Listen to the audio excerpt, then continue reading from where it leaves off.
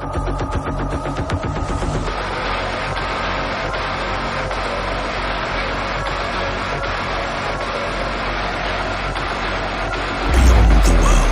waits atop a throne of skulls.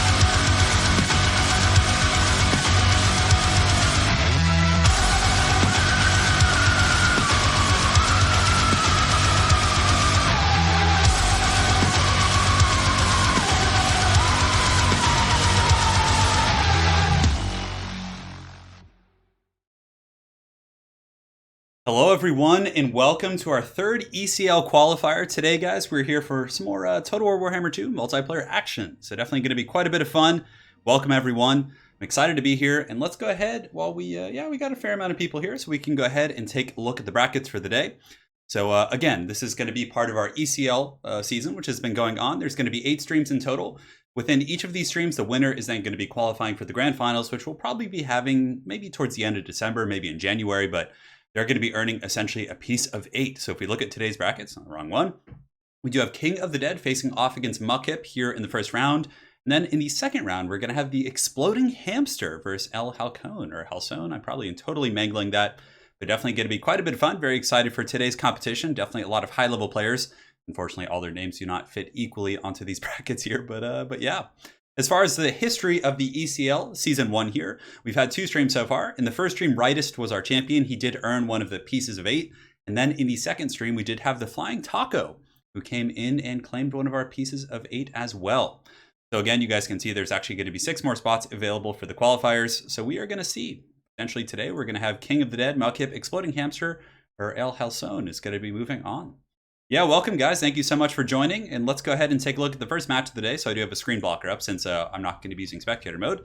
We do have King of the Dead, who's going to be playing the Tomb Kings. Big surprise there. And you guys are in for some serious treats as it pertains to this matchup. It is going to be, I can see the build right now. It's going to be quite a bit of fun. I'm pretty sure we have a Wookiee blocking. Yeah, King of the Dead, I mentioned you. I mentioned you. So he's going to be here. And man, King of the Dead has a really, really cool build here. I'm quite excited for this. So, and we got Muckhip is going to be playing the Vampirates. So Vampirates versus Tomb Kings is a matchup I haven't seen too much on ladder, but I definitely think it's going to be fun. Probably going to see some Colossus versus Boner Giants. I don't know. I hope we see some fun stuff for sure. So yeah, maybe we're going to see some Bloated Corpse action. Who knows? It could happen. Anything can happen in this wild game that we call Total War Warhammer 2. And again, big thanks for joining today, guys. It's going to be a lot of action. 2 best of 3s. The initial rounds within the ECL league are always best of 3s, but in the finals are going to be best of 5. When we do get to our grand tournament, which is going to be the winner of the first 8 streams, essentially in just a fat tournament showdown, it's going to be best of 3s with a best of 5 final. Pretty much the same format as the Ever Chosen Invitational, if you guys have seen that before. So again, thanks, guys. It's going to be quite a bit of fun. Let's go ahead and talk to the competitors here. Make sure everything is working out here. Screen blocker is good. It's here. It's go time. It shouldn't be laggy. Yeah. Let me know. How does the quality seem, guys? Yeah, Luther's changed quite a bit since last time. All right. Go ahead and start. Yes. Correct. All right. So yeah, we have the Tomb Kings versus the Vampire Coast, and man, that's actually one of my favorite matchups. It's like you get this shield wall in the front, just like with Tomb Kings infantry and Vampire infantry, and it's just kind of like this grind, and then you have the big monsters and the guns doing the heavy lifting, which I think is very fun. Halcyon is Alcone. Okay, got it. Thank you. Yeah, no, I'm sure Aerocrastic and Soothsayer will be in some of the qualifiers. Remember, this is only the 3rd of 8, so there's quite a few qualifiers, and players can't play in the same qualifier, or can't play in 2 qualifiers in the same season. So once you do get eliminated, you're out for that season, which allows other people to get more of a chance to get in, and some new faces and all that, which is definitely quite a bit of fun. So let's get rid of the army blocker here first and foremost. Not going to forget that. Not going to forget that this day. Yes.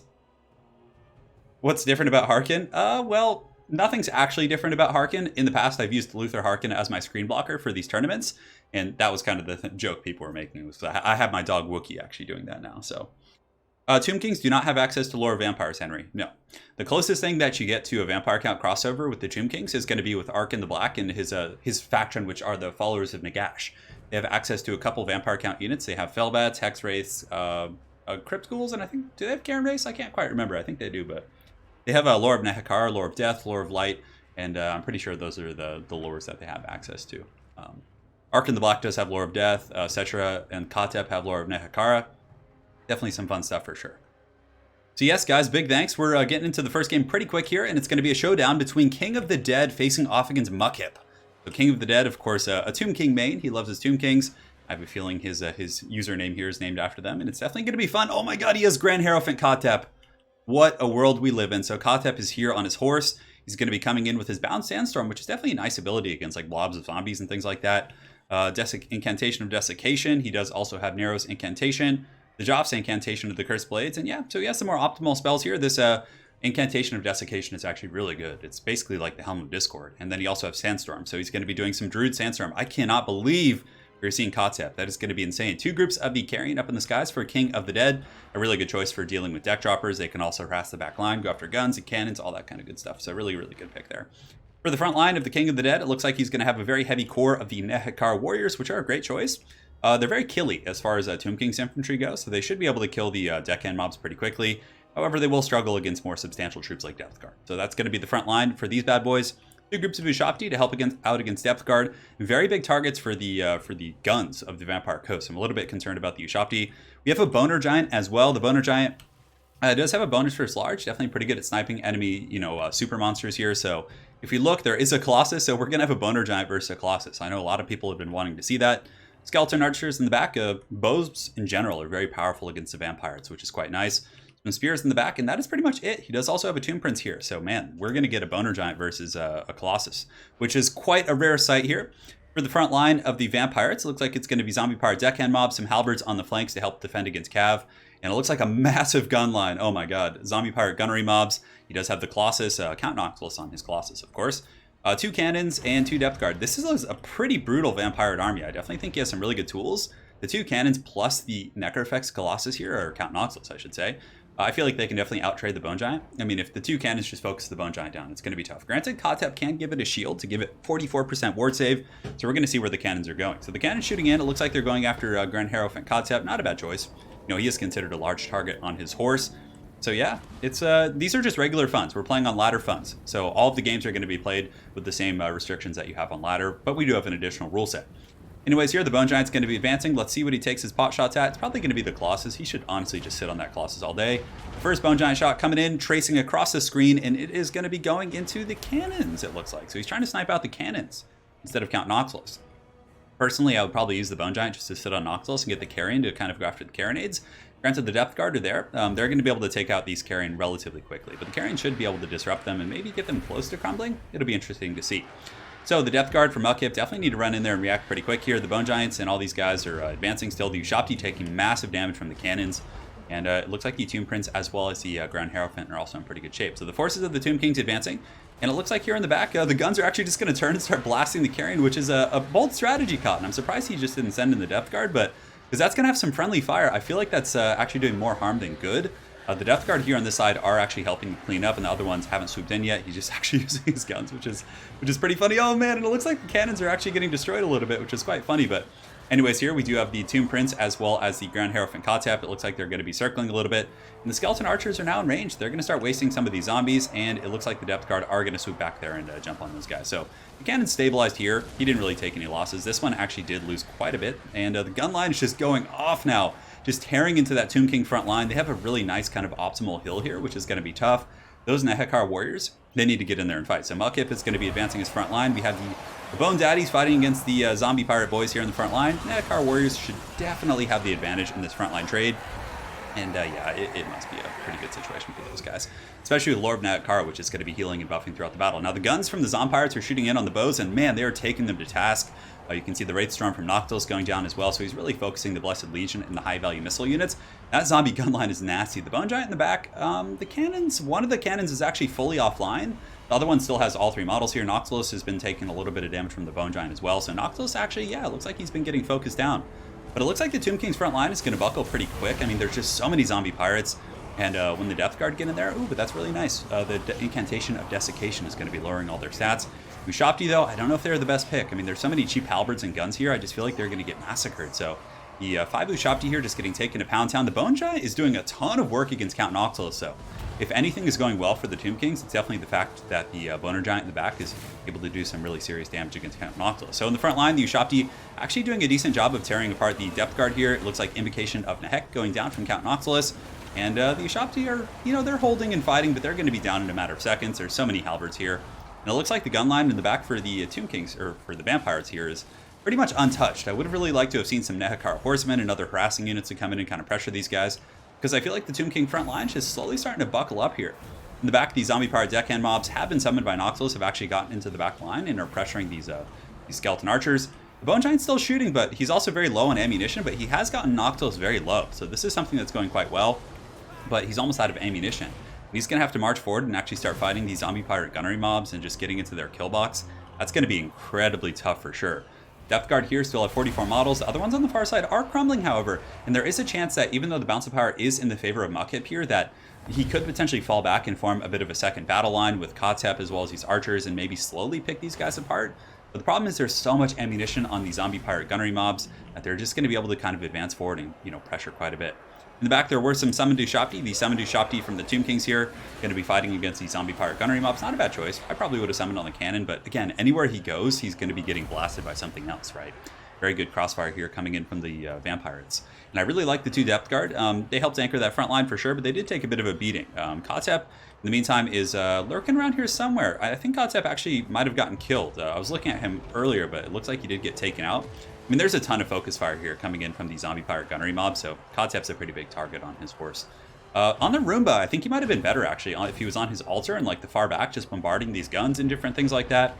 And Tomb Guard are also pretty good against Coast as well. But here we do have the Tomb Prince actually going after Noctil. So if there is any small chance for King of the Dead to kind of pull this game out of the bag here, it's going to be the Tomb Prince killing Count Noctilus. And then maybe the Skeleton Archers can pull it out from there. The Bone Giant, of course, is still alive. And I do like the Bone Giant play. The Bone Giant was actually able to do a ton of good work against Noctilus. But I really think that his build, the Ushopti just didn't seem to be a strong pick, to be honest. I think that was about, 2,000 gold that kind of wasn't terribly useful here. And Kotep on the horse, I mean, was okay as well. But yeah, that's going to be it. The Bone Giant play, though, I really like quite a bit. Nehekar Warriors held their own, but that's going to be game 1 going to Muckhip here, guys. Spicy. Yes. Yeah, boy. Yeah, that's it. That's all she wrote. So well played. It's always cool to see a vampire gun line. I wouldn't actually expect the gun line too much. Well, Yeah, the double cannon really kind of covers you for sure, as well as the Colossus. So that's going to be game one. The Bone Giant in the back is just like, nobody likes me. I'm just going to disappear into the sand. He did get to use all his ammunition, though. And yeah, he probably has a pretty glorious fall there. Yeah, I think I do like the pick of the Nehekar Warriors, but I don't like the Ushabti pick. I don't think you necessarily need it. Like, if you had cut the Ushabti, for example, and just got like 3 or 4 groups of Nehekar Horsemen, maybe even 4, and then brought Grand Hierophant on his altar, the altar would have been able to trade pretty efficiently with the guns. Granted, he is a big target for the cannon, so I don't know if the altar is a good choice. Maybe even on foot. And yeah, just the Ushabti, though, were pretty limp for sure, and that was quite a bit of money lost. Granted, if he had gone with Mudkip had gone with like a rush build using a ton of depth guard and things like that, those guys would have really paid off. So there is some give and take there. So that's going to be game 1 here for Mudkip, and we're going to be moving over to the second match. So let's go ahead and jump back in, get our army blocker set up, and make sure they switch maps. I'm going to make sure, because sometimes that doesn't always happen. We got Wookiee back, and make sure to switch maps. Mudkip says, looks like I'm the king of the dead. Yeah, that was kind of like an undead battle, right? But Beastmen versus Empire is a very, very tough matchup for the Beastmen. I mean, not Beastmen, for the Empire. I think that the Beastmen have a slight advantage here. Granted, Empire is one of those factions, much like the Zerg in StarCraft 2, that has a super high skill cap. A really good Empire player can definitely handle the Beastmen pretty efficiently, but it is a little bit tough, I would say, for sure. Thank you guys so much for joining. Good to see you guys. Colin G, everyone remember to slap that like button to help promote Turin and the lads. Thank you so much for the $5 donation, my dude. Really appreciate it. And yeah, if you guys are enjoying the stream, please do hit that like button. It does help out quite a bit from a business perspective, getting more people to the channel and all that stuff. And yes, throughout the stream, towards the end, we will be dropping links to the Discord. If there are any admins in here right now, if you guys could drop a link to the Discord. Hey, that's my jog, Eric. Spectator mode, I'm not sure. We did have a couple crashes when we were using it, so we did decide to switch off that. So that's why we're here. Yeah, that's Wookiee. That's my dog. We'll show him before the stream's over. Yes, we're on the Shifting Isles now. Hopefully King of the Dead remembers to change it. Otherwise, we'll just do a restart. So, and he's switching it. All is well. It doesn't lag. I don't know. So in our first of the ECL qualifiers, we played all the games out and we only had 1 crash the entire time. Now, it did happen again in the second one, but every time it crashed, it was using spectator mode. So I don't know if it was the case or if it was just someone's connection that day, but I just wanted to play it safe until, I can get confirmation. I don't stream on Twitch. I stream here on YouTube.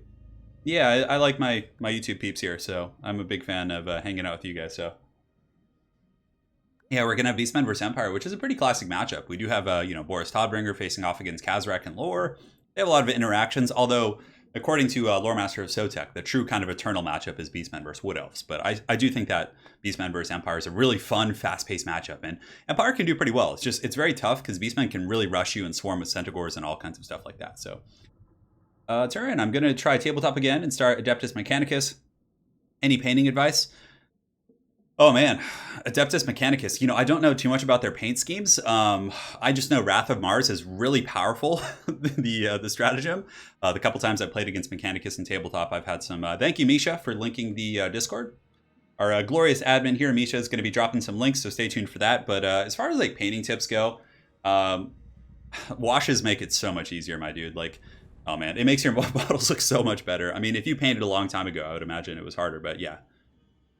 Yeah. Just, I would say when you're doing your initial coats, as far as painting goes, don't like stress it too much, because if you really focus too much on not making like mistakes in the beginning, I mean, in certain circumstances you want to be careful, but I mean, you can always do touch-ups later, so don't like stress it too much. It's free flow. Wookiee's about 12, 13 years old. Yeah, I'm not if you ask me for Death Guard painting tips, how to paint like Nurgle stuff, I could give you quite a bit because I'm painting Mortarion now. But as far as like painting tips for Imperium and Mechanicus, I don't really have too much. Yeah. So here we are with the Beastmen versus the Empire. So yeah, start when ready. Let's do it. And we are on the Shifting Isles, which is a new map. So definitely going to be quite a bit of fun. Definitely going to be quite a bit of fun. And cool, guys.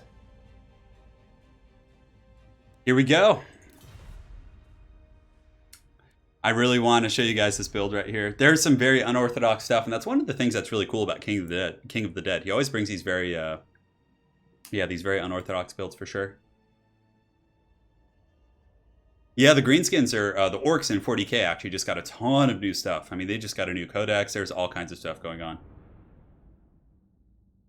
Yeah, Nurglings are very good in 40k for sure. I mean, Mortarion obviously isn't the most competitive because the metagame in terms of 40k right now is very heavily built around killing titans and these very large targets. Because if you look at a lot of the big tournaments, right? A lot of people are just spamming the Imperial Knights and things like that. So there's so many monstrous units. I mean, Tyranids often go very, bring a ton of monsters too. I mean, so Mortarion isn't the most competitive pick in that respect, but he's still very fun and thematic. And if your opponent is playing more anti-horde and they don't have a ton of heavy, Melta style weapons, Mortarion's going to toss some salad for sure. So, I mean, and if you use Warp Time on him, he can really carry games. But anyways, I'm going to be casting this as my league that I'm running. So I'm not going to be playing in this tournament as much as I would love to. Did I get rid of the screen blocker? I'm pretty sure I did. Okay, guys, so we're here with Game 2 between Muckhip and King of the Dead. So King of the Dead is going to be playing the Beastmen here in the second match, and it looks like his army is going to be led by... Is it going to be Khazrak? It's probably going to be Morkar. Morkar is definitely a very good pick against Empire. Summoning Chaos Spawn against State Troops is very powerful. They have good mass against the Knights. Morkar is just a very, very powerful pick here. I think he's probably... Although Malagor is really good if you want to summon Cygors and things like that. So front line's going to be Bestigor Herds and the Koroks Man Ripper. So maybe he's expecting great swords, but even Flagellants are going to get massacred by Bestigors. Granted, he does have a numbers advantage. You can see a massive, massive horde of Flagellants here, which is going to be fun.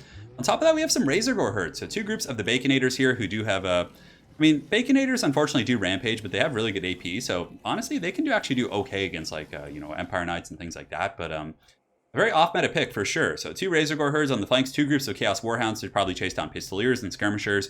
I really think that the way to go for Beastmen, at least in terms of my playstyle, is just to kind of swarm and use tons of Centaurs and things like that. But I'm really eager to see how this build goes. He does have a Cygor, he's got a Morkar, a Deathcaster, which is super good, and in the back he does have the Destroyers of Drakwald. For the forces of the Empire, we do have a couple groups of Pistoliers, which are a great counter skirmisher against Centaurs. They're also going to be able to get some decent poke against the Cygor and things like that, but he does have Ungor Raiders, so King of the Dead is going to be able to counter those guys pretty efficiently. Front line is going to be Flagellants here for the Empire. It looks like a couple groups of Empire Knights here in the back. Yeah, and Reiksguard, man, he's got a ton. So 4 Empire Knights, 2 Reiksguard, straight up Helm's Deep build going on here. Flagellants in the front, not Helm's Deep, quite the opposite actually. Flagellants here in the front line. He does have Balthazar Gelt with the Final Transmutation and Plague of Rust, and a Warrior Priest. So man, this is a heavy metal army. So the first Cygor boulder coming in, it does claim the life of one Empire Knight. That one brave soul takes the boulder right to the face. But yeah, this is going to be a fun match for sure. A very defensive style of play from the Beastmen using a Cygor and Ungor Raiders. And of course, the Baconators actually have enough mass to block up these Empire Knights. Now, King of the Dead does need to be careful to make sure his Razorgores don't get rampaged into the wrong targets. And these Ungors do have shields here, so this is actually a great use. The Pistoliers wasting quite a bit of, well, not quite, some of their ammunition here on the Ungors. And it looks like the Hounds are going to be rushing out. Oh man, he does not want to get caught here. The Pistoliers from Muckhip need to fall back to the Empire Knights here. These Hounds can definitely chew up Pistoliers as they only have 14 melee defense. Granted, they did get a buff in the most recent patch, but the Raiders are actually able to do some decent counterfire and do some okay damage against the Pistoliers. The frontline engagement, for the most part, is almost underway. The Flagellants are advancing pretty quickly here on the Beastmen forces, and the Cygor is going into these Reiksguard, and it's done some pretty massive damage for sure. But look at this. Huge Rohirrim charge coming in from the Empire Knights. They're going to be going straight for these guys. The Warrior Priest is going to lead the charge, and those guys did not look like they were braced for the charge. It was a little bit hard to tell, but it looks like they barely took any damage, and a counter charge coming out from King of the Dead with the Baconators, but a massive Reiksguard charge coming in. Balthazar Gelt's here, a Warrior Priest. This is definitely going to favor the Empire, granted. They are taking a ton of Overwatch fire from the Raiders. More Baconators and Spears, the Destroyers of Drakewald are coming in. But look at this fire from the Pistoliers into the back as well. Yeah, this is a heavy, heavy Empire blitz here. Bestigors in the front line are making mincemeat of the Flagellants. They've already lost 70% of their HP and have barely done any damage against the Bestigors. So Bestigors definitely paying their dues in the front line. Should be able to cut through those troops and maybe stabilize. Beta has gone down on the Empire Reiksguard here in the back line. The Raiders are a little bit compromised though. I don't know if King of the Dead has enough stuff to really protect his back line here. It looks like these Raiders are going to get taken out most likely. I mean, the Pistoliers should just charge in. They should be able to kind of rout those guys off. Anyways, a massive erect overcasted Final Transmutation is going to be going down on the Beastmen forces. And yeah, that does hit everything pretty hard, but I think the Beastmen might be able to actually take this because they're pounding out the front line so hard. The Destroyers are still alive. He does have the Cygor, and the Fated units have been very effective. And the Baconator is actually doing a really good job against these Empire Knights and Reiksguard. Balance of power is slightly in the favor of the Beastmen here, which is very, very back and forth game. But if these Pistoliers can actually take out the Cygor and have some good backline pressure, and I really think they should just charge into these Raiders right here. Pistoliers actually did get a buff to their melee attack recently, so I mean they could charge in, cycle charge, shut down these Raiders temporarily, but they're taking so much unnecessary damage here from those Raiders. In the meantime, some of the Centaurs are helping out in the front line. Bestigors are going to be tough to kill. On top of that, there are the Koroks Man-Rippers, and so many of these Empire Cav are going to be countered by the Koroks Man-Rippers. The Morgr the Shadowgave is fighting with his Pimp Claw here in the pits against the Empire Knights, and the Warrior Priest, of course, giving those nice, juicy AoE buffs, but that Cygor is still dropping some hot fire. The Raiders are still in good shape. These Pistoliers, man, he could have charged in there and shut those guys down so quickly. Granted, the Raiders are better in combat than Pistoliers, but still, the charge and would have at least disrupted them, but yeah, the Empire front line got absolutely monster matched by the Bestigors, but we did see that coming. Most of his army was heavily invested in the Cav and the Reiksguard and the Empire Knights and things like that. Although the Cygor is actually going down, so Mukhip might be able to pull something back if he can keep dragging down the Cygor. The Raiders here are still online, so they can potentially keep shooting, and it looks like it's just a grind fest now, which is Bestigors grinding against the heavy armor of the Empire here. Pretty even battle. I mean, the battle was more in the favor of the Beastmen, but again, that's partially because there was summoned Chaos Spawn, right? But now the Empire's jaws are finally clenching here on the Beastmen back line. The Empire Knights are going to charge in and just pincer these Raiders here who are not happy at all about this engagement.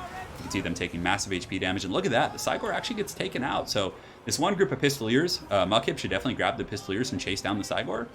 Make sure it doesn't come back, because if this thing like rallies at the edge of the battlefield, that could actually be really bad. It could start doing a lot of damage again.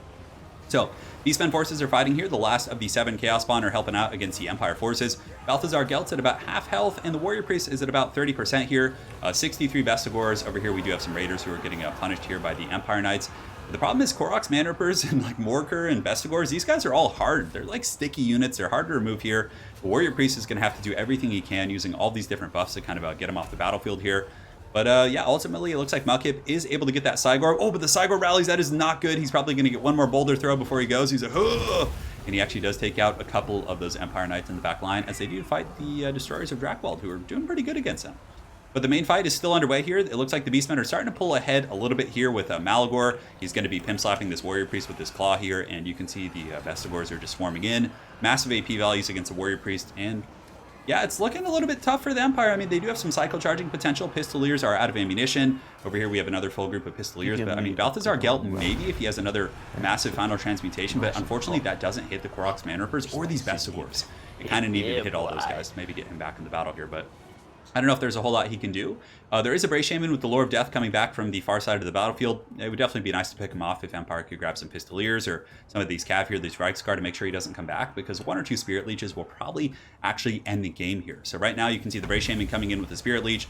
It's going to hit Pimp Daddy Gelt, and yeah, he's going to go down for sure. If not be put to like, yeah, and that's going to be shattering. So that's game 2 for King of the Dead. King of the Dead clawing his way back in here.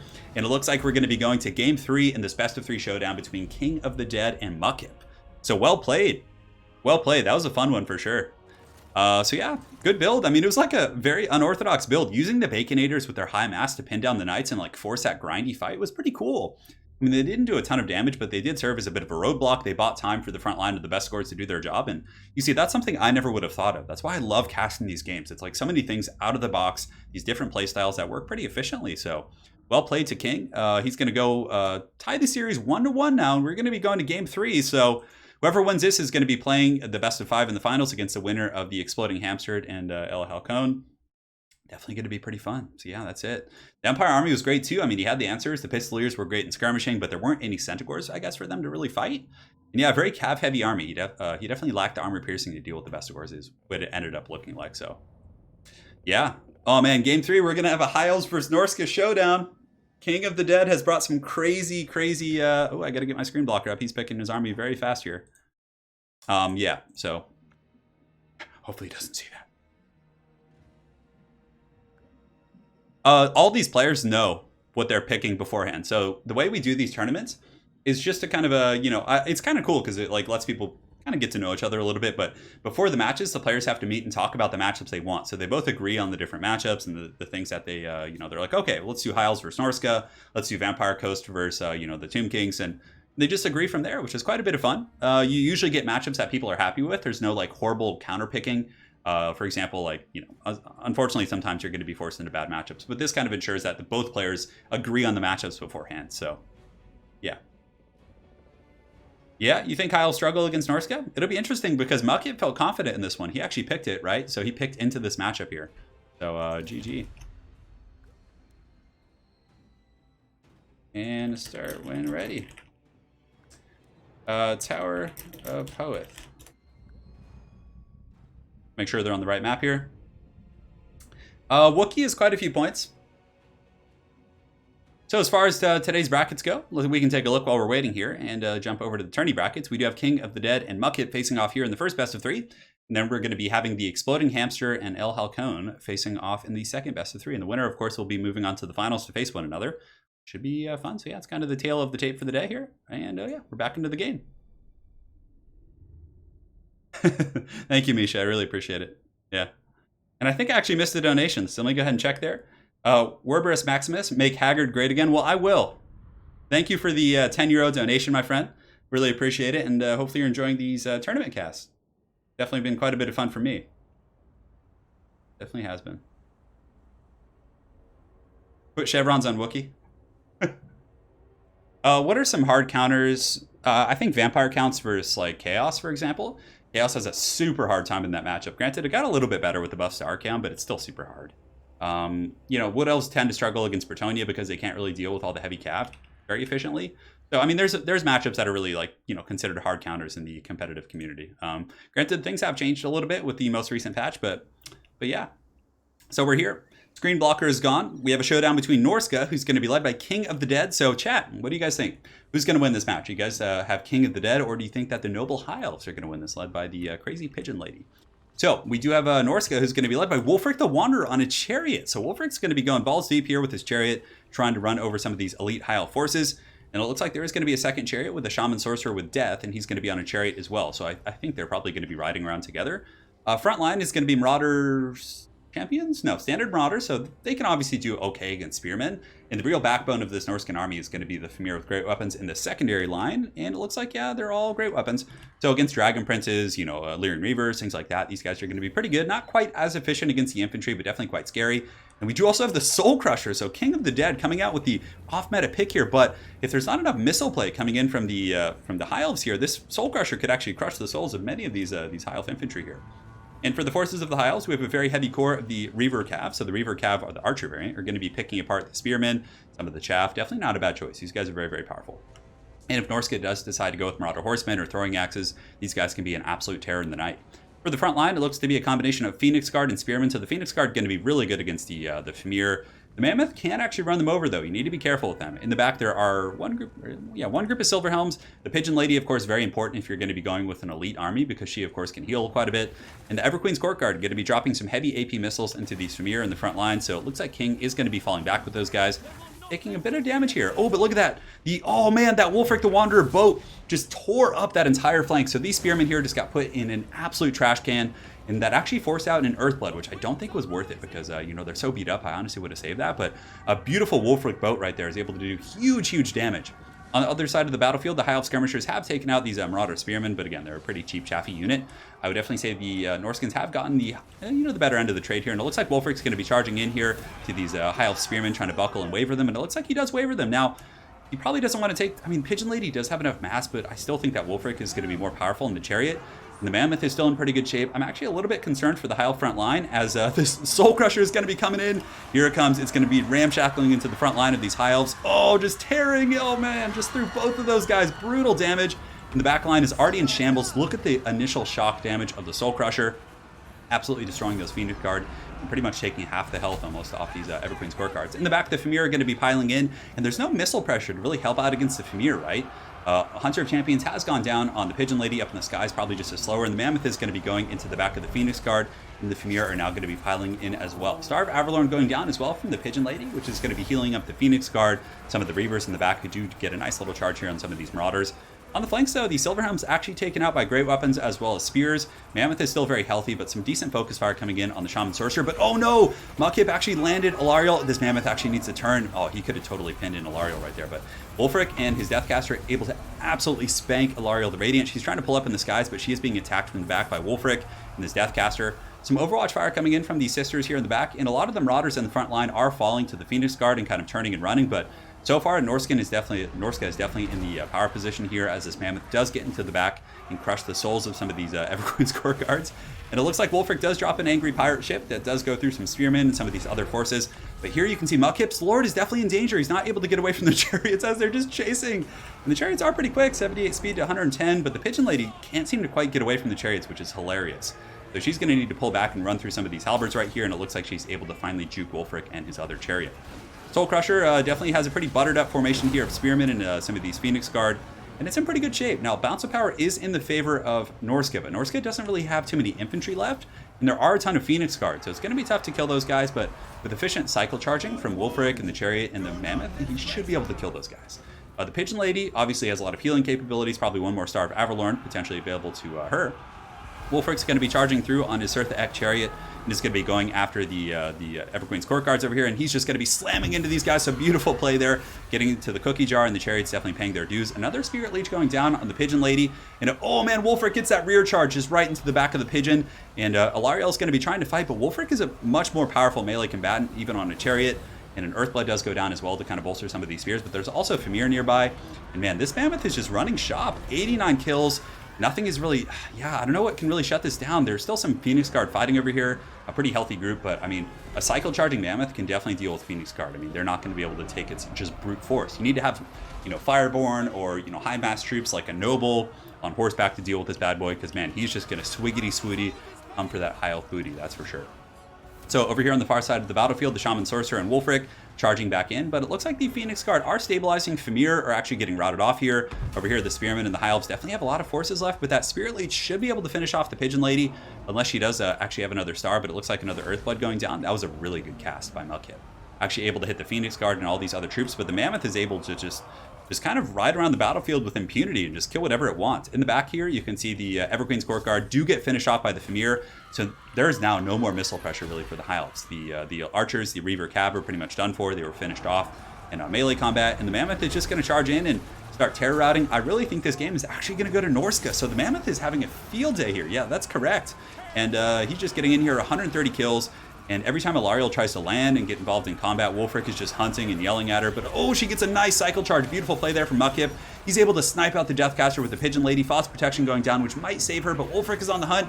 Oh, look at this. The pirate ship is actually going down. Is he going to use it as a slow? No, he's actually tearing down the ranks of the Phoenix Guard here. And the Soul Crusher is in pretty good shape as well. So the Pigeon Lady does get taken out by Wulfric. Can't really get away from him on his chariot. The Eternal Challenger, isn't that what he's actually called? Yeah, I think that's what I named this league after. But anyways. The Mammoth is going to be charging into the Phoenix Guard here. Should be able to easily finish those off. So who would have thought that a Mammoth pick would have been so good against the High Elves? I mean, this thing has just been just running shop all over their forces the entire game. Soul Crusher here should be able to finish off these Phoenix Guard no problem. I mean, it hits like a truck, especially if you cycle charge it. King of the Dead is also going to be using the Enrage mechanic to give it 44% ward save here, so definitely going to be quite strong. And yeah, I mean, it's going to be able to finish these guys off. The Phoenix Guard actually get terror routed here. And it looks like Norsca and King of the Dead are going to be moving on to the finals. So beautiful game. Beautiful game. That was a really, really good match for sure. That Mammoth and the chariot play was solid. I mean, Wulfric on a chariot against High Elves, I wouldn't have expected that, but it just worked. It just worked. Live turn, Dead Alarielle. Yeah, so well played to both players. And King of the Dead is going to be moving on to the finals with a 2-1 victory over Muckhip. So let's go ahead and update the scoreboard here real quick. And let me figure this out. Technology is quite a thing here for me. And that's it. So well played to both players. Well played. That was an amazing game. GG, both of you. See you in finals. Good job, King. That was a great game. HEM. Yeah, High Elves are definitely a hard faction to play. They're very, very tough to play in my opinion. So, all right, guys, so we're going to take a quick intermission. I'm going to get some water, and we are going to take a look at the brackets here and get them updated. So King of the Dead is going to be moving on to the finals, where he's going to face off against the winner of the Exploding Hamster, El Halcone. I'm probably mangling that horribly. But again, big thanks to all of you guys for joining today. We're going to be taking a quick intermission while we set up the next game, and I'll be back in just a moment.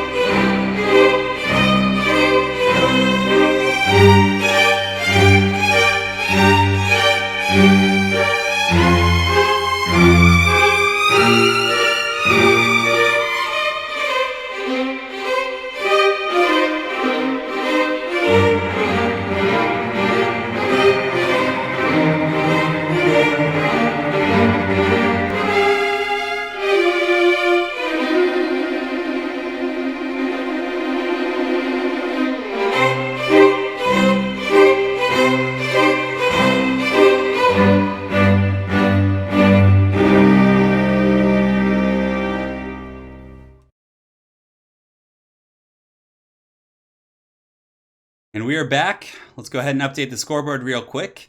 Man, I am excited for the showdown. Beastmen versus High Elves. So we're going to be seeing some more High Elf action, a chance at redemption here as we do reset the scoreboard to make sure everything is looking good and tasty. Yes, there we go. There we go. Hello, everyone. Welcome back. Hope you're all doing well this fine Sunday afternoon. Tried to start a little bit early, but unfortunately I did sleep in a little bit, so we ended up starting at noon. My apologies for that. For those of you guys in Europe, I know it's a pretty late night, but let's go ahead and get this going and exploding. Let's just go for hamster for now, because it actually fits. It looks so much better on the scoreboard. Hopefully you don't mind, my friend. And gold player name is going to be El Halcyon.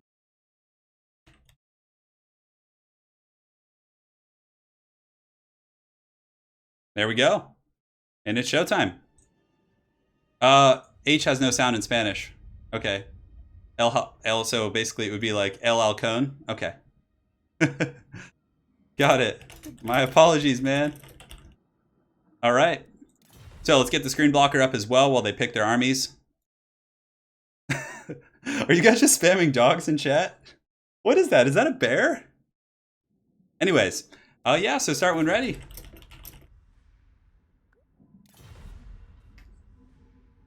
Hamster food. Did I miss something? I feel like I did. I feel like I'm like out of the loop.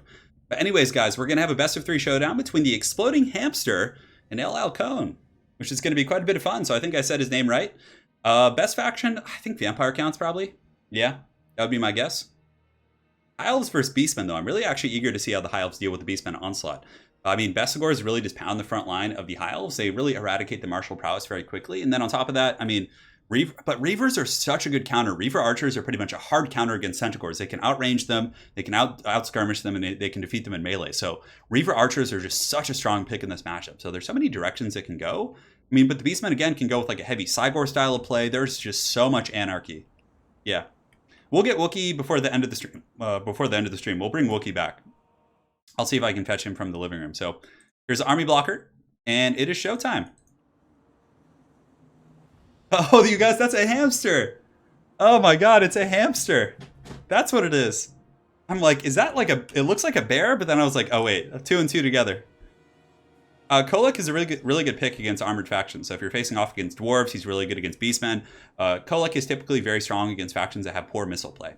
Dwarves is one of the exceptions. I think he's a really good pick because he can smash the dwarf lords pretty hard. And on top of that, he's really good against beastmen because beastmen have poor missiles. He can terror out them, outduel them. He's just very, very strong. So here we are with the best of 3 showdown between the exploding hamster, who's going to be leading the forces of the beastmen. And yes, everyone wants to see the High Elves lose, I'm sure. Nobody likes elves that much. I mean, I like Orion the most of all the elvish characters. Orion's just so freaking cool. Anyways, for the forces of the Beastmen, it looks like we do have Morkar the Shadowgave and a Brace Shaman with the Lore Beasts. Flock of Doom, Curse of Honor going down there, so definitely some good stuff. Front line's going to be pretty chaffy. Ungor Spearman Herds, definitely not a lot of troop quality there, but he's going to be bringing most of his stopping power from Minotaurs with great weapons. Oh, these guys are so freaking cool looking. So, the hero of the people bringing the Butchers of Kalkengard, which is going to be quite a bit of fun. Yeah, Butchers, man, he's got a very Minotaur-centric army. He's got some Chaos Warhounds, the Blackhorns Ravagers, to give him some backbone here. Harpies as well. He does have Gorbull, and yeah, so a very bull-heavy army, which I'm really excited to see in action. Granted, I also have a ton of spears and missiles, so can those Minotaurs stand up to this pressure here? For the front line of the High Elves, it looks like it's going to be the Pyrmane Company, 2 groups of the White Lions, and then also Alariel the Radiant. So we got some Angry Pigeon action yet again. High Elf Archers here in the back line. Looks like 3 in total. We do have a Noble. So the Noble here, of course, an anti-large specialist. So just from looking initially, it looks like the High Elves have a ton of answers against large targets. However, if the Beastmen are able to get a massive flank and kind of swarm up and around... Oh, I actually didn't see this. So he has a massive vanguard of Gore Herds. Yeah, if he can get that wrap and pressure the back line before engaging, he could definitely blitzkrieg that front line pretty aggressively. In the back, we do have the Keepers of the Flame from El Halcón here, which is Yeah, I mean, they're going to be pretty good against Minotaurs and stuff. Yeah, so this is going to be a fun showdown. So I'll let them know to start when ready. Just in case they didn't get the memo earlier. Yeah, let's go, Hamster. Let's go, man. Hamster has a ton of friends here in chat. Well, we'll see. We'll see if he can do it. This High Elf army is looking pretty good. The Beastmen army definitely has the answers too, though. I mean, if the Goreherds can get up and around the flank and cause some pressure and get into the archer line. Oh, look at this. Blackhorn's Ravagers coming in with the Vanguard here. Front line for the Beastmen, of course, is going to be Spearmen and Morker and some Minotaurs. But yeah, the battle's underway. And I like that from Exploding Hamster. The last-minute shift of the Blackhorn's Ravagers right before the game starts, just in case his opponent was watching, right, the stream or something. That's some clever tactics. I don't think he would do that, but I can see the tournament savvy there for sure. So, front line of the Beastmen are going to be advancing here, and it looks like the flank of the Ungors and the Goreherds is coming around. And the High Elf forces, I mean, I don't know if they have enough defensive stuff to really deal with this onslaught of Beastmen. I mean, there's Chaos Warhounds everywhere, and it looks like the Exploding Hamster just going with a very aggressive Vanguard style of play with the Beastmen, which is so incredibly fun. So I think El Alcone here is a little bit perceptive of what's going on. You can see he's going to be forming ranks to meet this front line. However, it doesn't look like he's adjusting to deal with this flank right now. So he obviously doesn't know this is coming because they're still in stock. Harpies over here. There's Poison Hounds coming in. Ooh, this could be a quick game if his backline gets compromised. Salad could definitely fly if these archers and the Ballista here in the back, not the Ballista, but the Eagle Claw Bolt Thrower gets taken out. And here comes the onslaught of the Beastmen. So they've now been discovered here. The White Lions are going to rush out to meet them, but the White Lions will definitely smash Goreherds, but Goreherds actually do some good damage back. I mean, that's not a bad trade just from a cost perspective. And here the Goreherds are going to be coming around. Blackhorn's Ravagers coming around. And oh no! This spells disaster for the High Elves as the Beastmen Vanguard swoops in. Chaos Warhounds in the back. Where are you guys going? Get the Ballista. But it looks like the Harpies are going to go after the Ballista. Get the Ballista. It's a free target.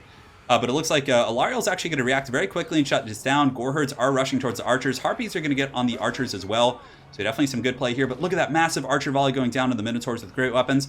So two groups of the Archers are compromised. These Poison Hounds definitely, or just regular Hounds, should have definitely gone for the Eagle Claw Bolt Thrower, but regardless, it still caused some disruption. Some of the reserve Spearmen are going to be going for the Archers, but oh no, an erect Minotaur charge coming in. Flock of Doom going down as well from the Beastmen over there. But yeah, these Minotaurs get right into those Archers and just crush them. Over here, we do have the Goreherds chasing as well. In the back, the Keepers of Flame should be able to beat the Blackhorn Ravagers, and the Star of Avalorn going down as well on the forces of the High Elves, but the Archer is very heavily compromised. Front line is going to be Morker, it looks like, with some Chaos Spawn, and the Ungors should be able to actually beat these White Lions with the Chaos Spawn Summit if Morker gets in there and fights. But the Bolt Thrower has actually been sniping the Bray Shaman with Galore Beast, which is a bit of an interesting pick there for sure. But the Chaos Warhounds do actually get on the Eagle Claw Bolt Thrower in the back, compromising that. These Archers are pretty much done for. These ones are being chased by Harpies and Minotaurs. So I think it's looking pretty good for the Beastmen here, but the Bounce Fire is slightly in the favor of the High Elves. I mean, they still have the Keepers of the Flame. The Pigeon Lady's pretty healthy. They have a Noble. And the White Lions are able to ransack that front line pretty aggressively. I would like to see Morker get engaged in melee as well. If he could like scoot up and start fighting a little bit. I mean, he's definitely a very good melee combatant, right? But so all the missile troops for the High Elves are essentially compromised. The Archers are terrified, broken down. Over here, these Archers are chased off.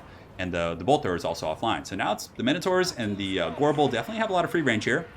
Oh man, the Pigeon Lady needs to be careful, but she actually does snipe out the Bray Shaman. The Bray Shaman has about 200 HP, so he could be stabilized potentially, but the Spearmen should be able to... Yeah, the Minotaurs can't really afford to fight the Spearmen. That's definitely not a good trade for those bad boys. But front line, the White Lions are getting taken to Pound Town pretty bad by the flanking Minotaurs. They're able to get a rear charge to the Pure Main Company. Not so pure anymore, as the Harpies start to attack the Pigeon Lady up in the sky. So Alariel's not in good shape. And oh, a massive Minotaur charge coming in from the Beastmen here. Going to get right into these White Lions, and this is just a hard counter. The White Lions are not going to have much to do against Butchers, who can usually regenerate through most of the damage. The Call of Violence going down as well. So the Beastmen are starting to do pretty well right here. I mean, they're getting into these forces. Keepers of Flame are going to be very tough to kill in the back line, but I do like the Harpies attacking the Pigeon Lady quite a bit. And it looks like a lot of the High Elf forces are kind of buckling and running here, but the Keepers of Flame, again, are going to be incredibly tough to kill. As far as other High Elf forces go, it doesn't look like there's too much. There's a pocket of Spearmen right here. There's some Nobles, no, just one Noble. And then there's also the White Lions who are actually just terror-routed. So the Chaos Spawn are going to rush in. They should be able to kind of polish this pocket off. Elves over here in the deep side of the battlefield do have some Archers coming back, but the Beastmen Chaos Warhounds are going to be able to chase them down, no problem. So really good play here from the Exploding Hamster, able to get rid of those guys pretty quickly.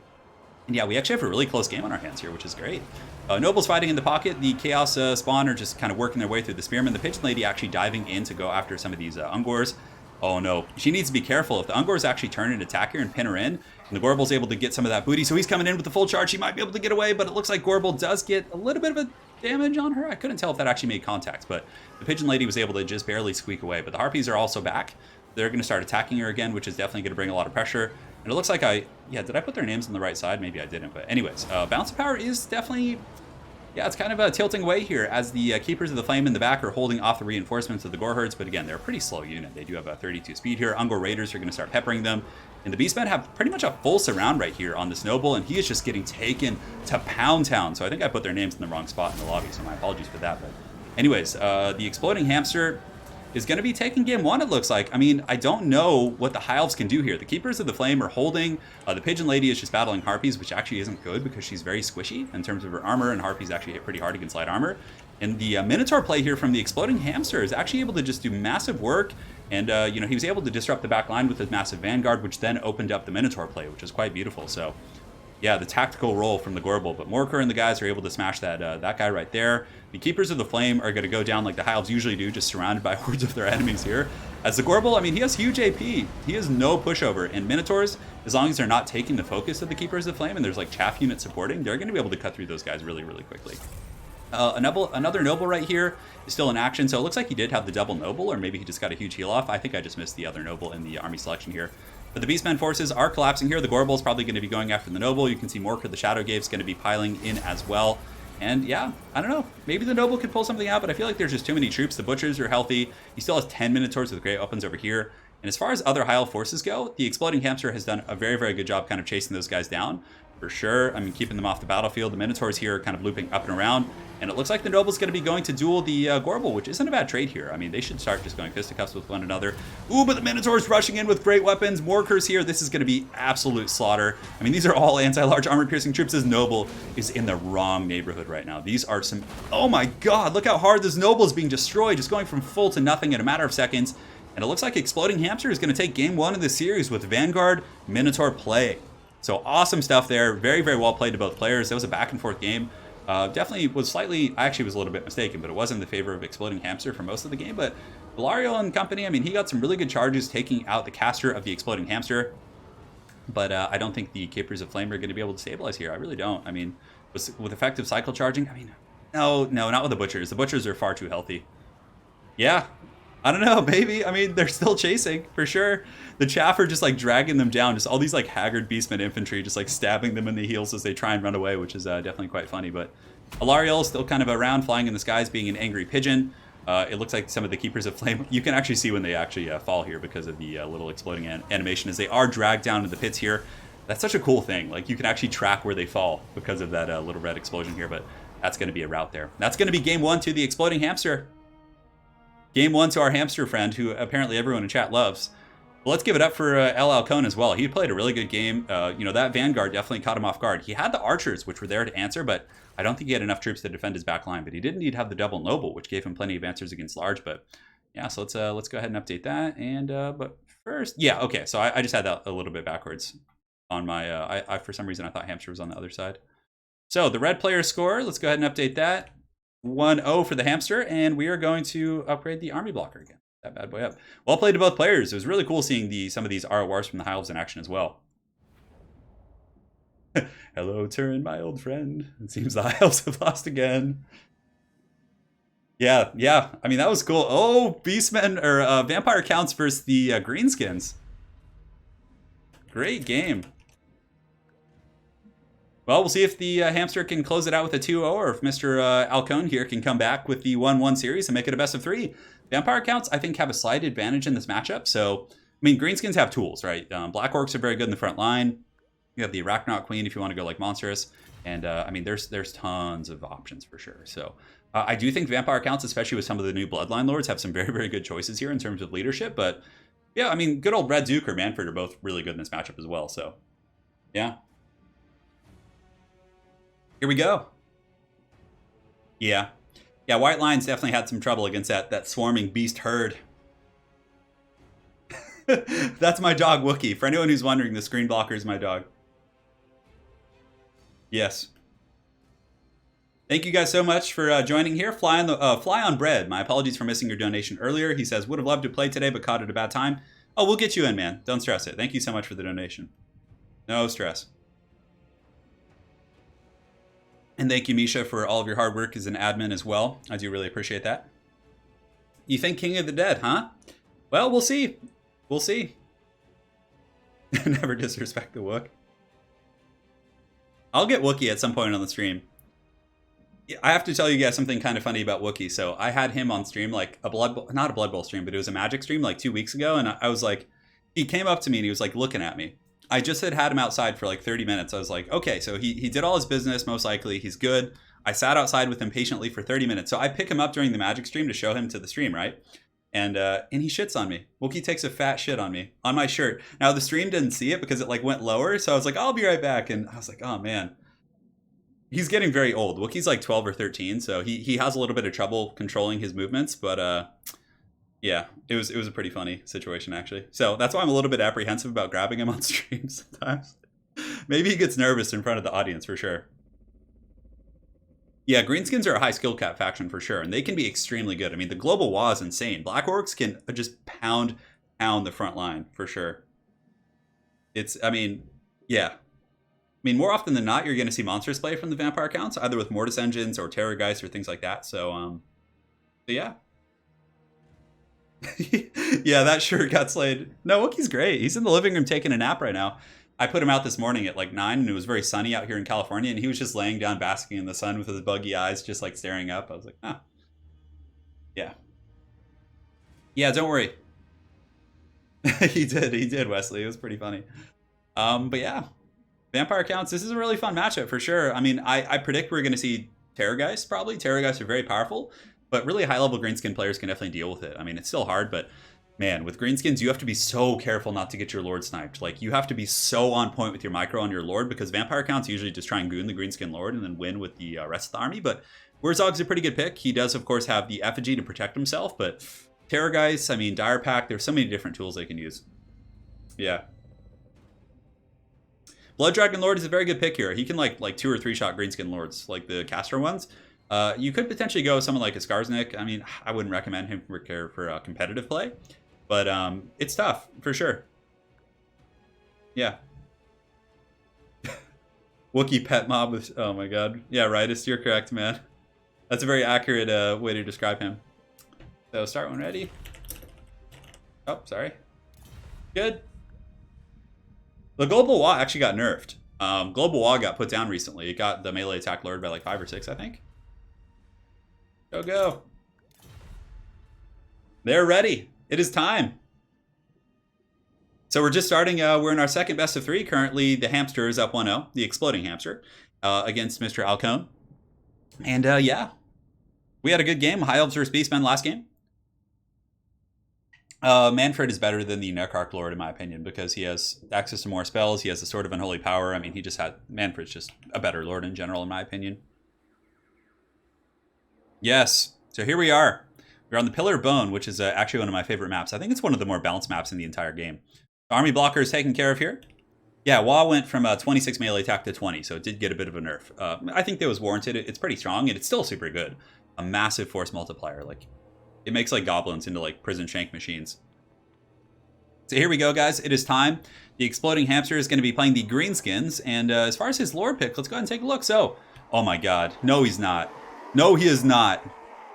I don't know if he's putting on a show or if he's serious. He does have Grimgor Ironhide. I think this guy's trying to win the hearts of the people here. So he does have Grimgor Ironhide, a front line of a combination of Black Orcs and Savage Orcs. So the Savage Orcs will kill Shaft pretty quick, especially with the Wa. And the Black Orcs, of course, are going to be more of an anchor with their immunity to psychology and that kind of good stuff. A couple groups of goblins as well. Probably the unbreakable goblins, I would imagine. In the back line, Goblin Archers with the Rusty Arrows somewhere lurking, yes. So 4 Goblin Archers in total. He does have the Broken Tusk Mob here in the back.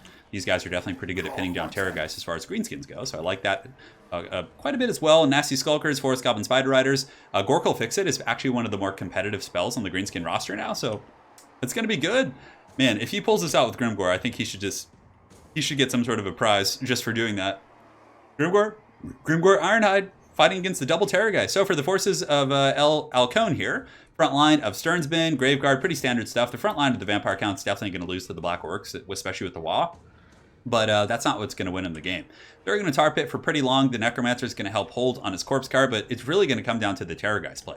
Can the Terror Guys get on the appropriate targets? Can they kill the Lord? Can they snipe Grimgor? But honestly, Grimgor, I mean, isn't a large target, so the Terror Guys are only going to have 26 melee attack against Grimgor's 45 melee defense. Or is it 45? No, it's like 45, yeah. So yeah, I don't know. Maybe he's going to be good. It looks like there's going to be a hidden Necromancer in the forest as well. So very good stuff here from LL Cone. I like this quite a bit. Having a mana battery Necromancer, and yeah, they can start when ready. Start when ready. Man, this is going to be crazy. You guys think Grimgor's going to pull this one out? What do you guys think in chat? You guys think we're going to see a victory for the Blood Dragon Vampire Lord, which again is a very powerful duelist, even against Grimgor. Grimgor is considered large or infantry sized? Yeah, he should be considered large probably, but I guess not. So an overcasted, oh look at that! He's able to get the gaze there, the Vindictive Glare, which is able to do some pretty good damage against the Blood Dragon Vampire Lord. And it looks like the Terror Guys are going to be going after the Morgulf's Mangy Marauders, who are doing some light skirmishing. These guys definitely need to turn and run. That is a bit of a dangerous situation. Oh no, Hamster, pull those guys back! Pull them back! Oh, they know not what they do, but he does get a really good volley. That's almost worth it, the amount of damage they were able to do right there on the Blood Dragon Vampire Lord. And, you know, there's going to be more glares coming down from the Night Goblin Shaman, which could do some great work. On top of that, the Orc Era Boys are shooting in here, but the Blood Dragon Vampire Lord's able to outmaneuver those guys, and it looks like there's probably going to be an invocation of Neheck going down, but unfortunately the Mangy Marauders... Oh my god! That Vindictive Glare is annihilating this Blood Dragon Vampire Lord. I love that play, something you don't see terribly often, so very, very good stuff here from the Hamster so far. But, you know, losing the Morgulf's Mangy Marauders definitely sucks, but I guess in a way he did trade it for half the health of the Blood Dragon Vampire Lord. But a bit of a distraction card effects for those guys in the front. In the back, though, LL Cone does actually have the Dire Pack lurking in the shadows, so they could potentially swoop in on these archers, but hopefully the Hamster does have some reserves to kind of protect those guys. Now, the front line engagement is about to be underway. Savage Orcs and company are going to be advancing. I foresee we're going to have a wall pretty quick here, and somehow those Mangy Marauders were still fighting. Another gaze is going to be coming down from the Night Goblin Shaman, who actually has almost killed himself with the Overcast, but that does a ton of damage, actually. That's beautiful stuff. Now, the Blood Dragon Vampire Lord does not want to go back there because there's actually Forest Goblin Spider Riders and tons of troops that could actually pin him down. So the front line of the Greenskins is engaging. Looks like he's going to be dropping some zombies on top of the Rusty Arrows here in the back, which is a very good play. And man, the Blood Dragon Vampire Lord is playing a dangerous game. If the Forest Goblin Spider Riders manage to get him, that could actually be really, really tough. So Blood Dragon Vampire Lord taking the business, and it looks like the Broken Test Mob is going to be attacking this Terror Geist on the far side. And a smoke bomb right here would be just incredibly solid. Now, the frontline battle's underway. The Greenskins definitely doing pretty well. Savage Orcs actually putting a bit of a dent into the Sternsmen here, and the wall has gone down now that the main battle's underway. Black Orcs are fighting Graveguard, which is always a pretty good choice, but yeah, that global wall is going to be pretty good and tasty. In the back line, it looks like the Dire Pack has engaged against the Goblin Archers, so very good play here from the Vampire Counts as well, retaliating from that initial engagement. They're going to chew those guys up pretty bad. I mean, he definitely needs to get some resources over here to kind of help out, but it looks like he's kind of forsaking his back line a little bit and just committing to the frontal engagement. Grimgor with a proper wall here in the front line, giving that massive buff here. And it looks like the Vampire Counts are doing pretty good, though. Their Terror Guys are in good shape. The Blood Dragon Vampire Lord, with all of his different buffs, is going to be diving in and going after the Black Orcs with the Helm of Discord on the far side. And yeah, I don't know. I don't know if the Greenskins are going to be able to pull this one out. It looks like they're kind of routing in most parts of the battlefield. You really need to keep your archer line quite healthy, and it looks like the Dire Pack and some of these other troops in the back have been just having a field day. Forest Goblin Spider Riders are going to be engaging with the Dire Pack. Going to be a good engagement, I would say. The poison definitely going to be very strong. Dire Pack should be taken offline here. And the Orc Boy Biggins are still in good shape, and it looks like the double Terror Guys are going to be trying to ramshackle this Night Goblin Shaman here. But the Boar Boy Biggins do get a nice little charge against those guys. Should be able to kind of pin them down.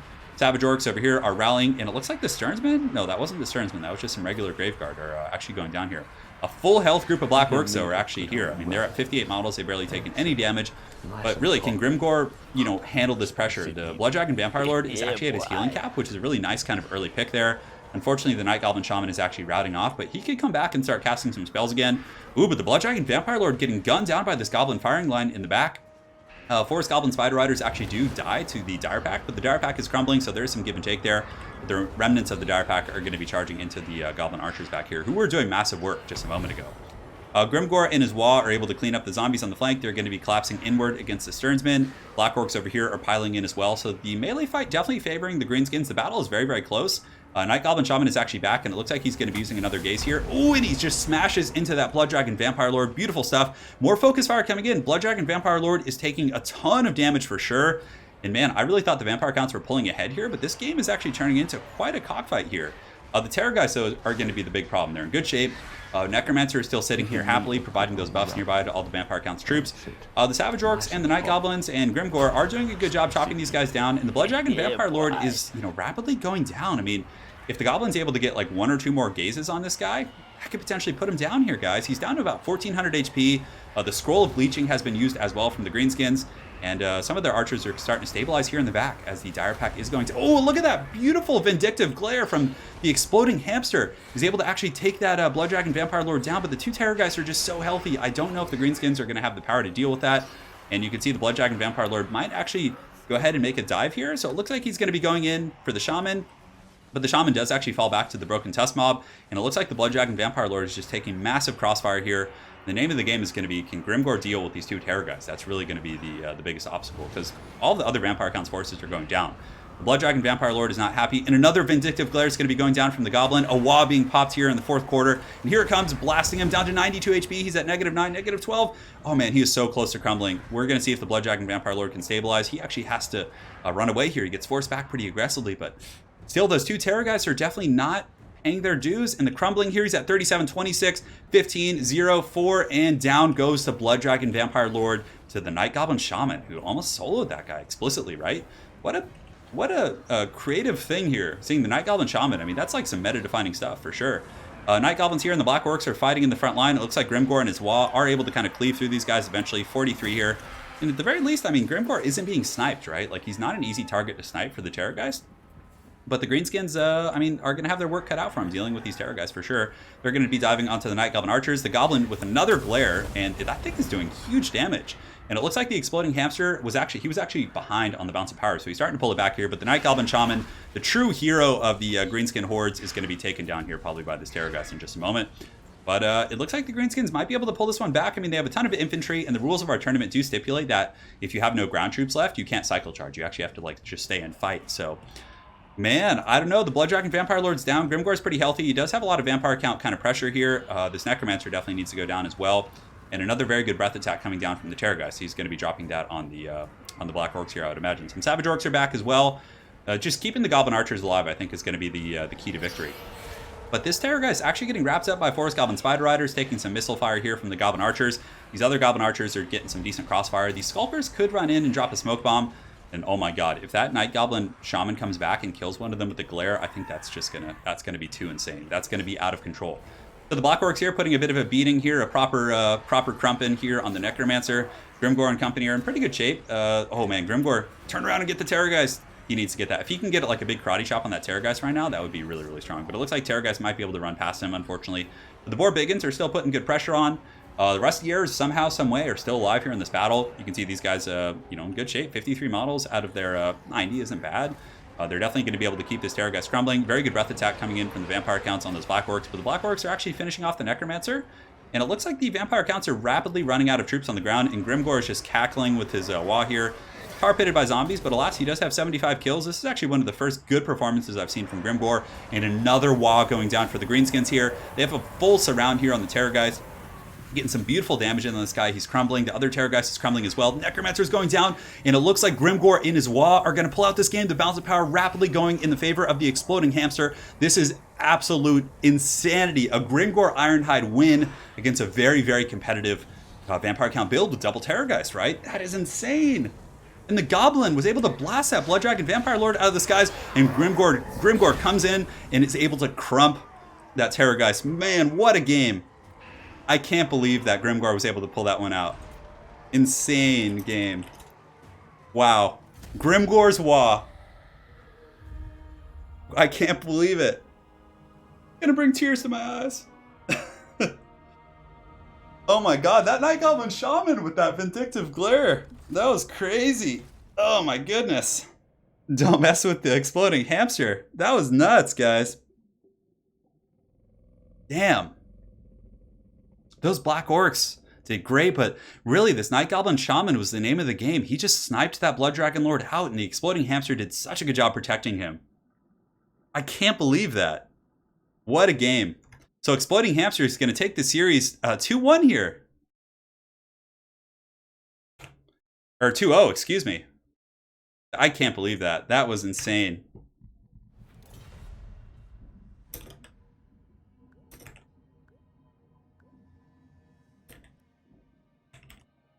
All right, guys, so we're going to take a quick intermission here. Jason Denny, thank you for the $4.99 donation, my friend. And I also missed one from a couple other folks.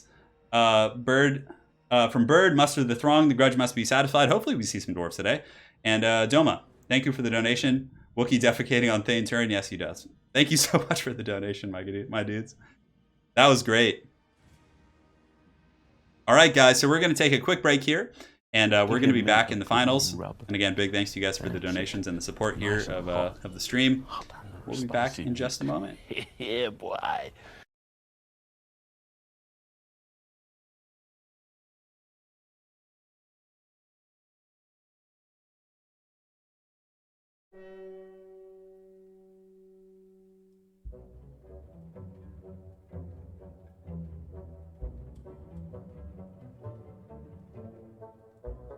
Give your meat a good old rub. That's it. Nice and hot. Hot and spicy meat. Yeah, boy.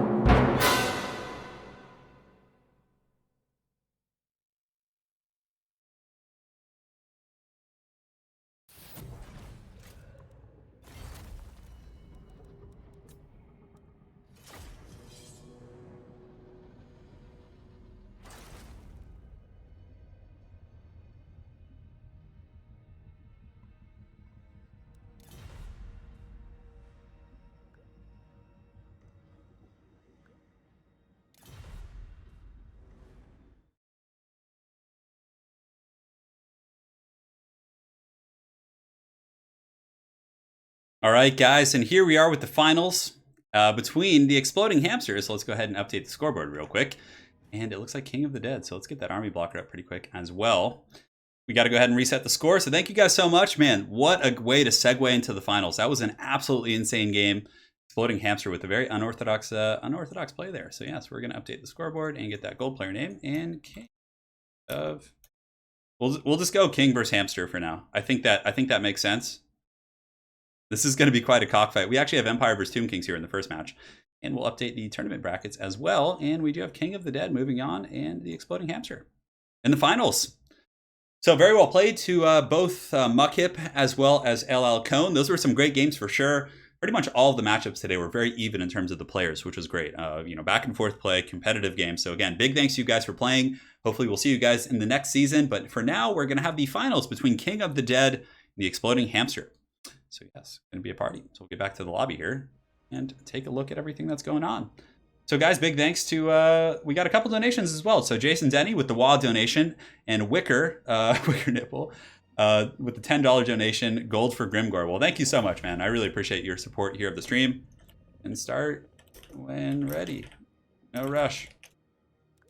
And the guys have picked their matchup here, which is going to be Tomb Kings. So King of the Dead looking to avenge his Tomb Kings loss from earlier.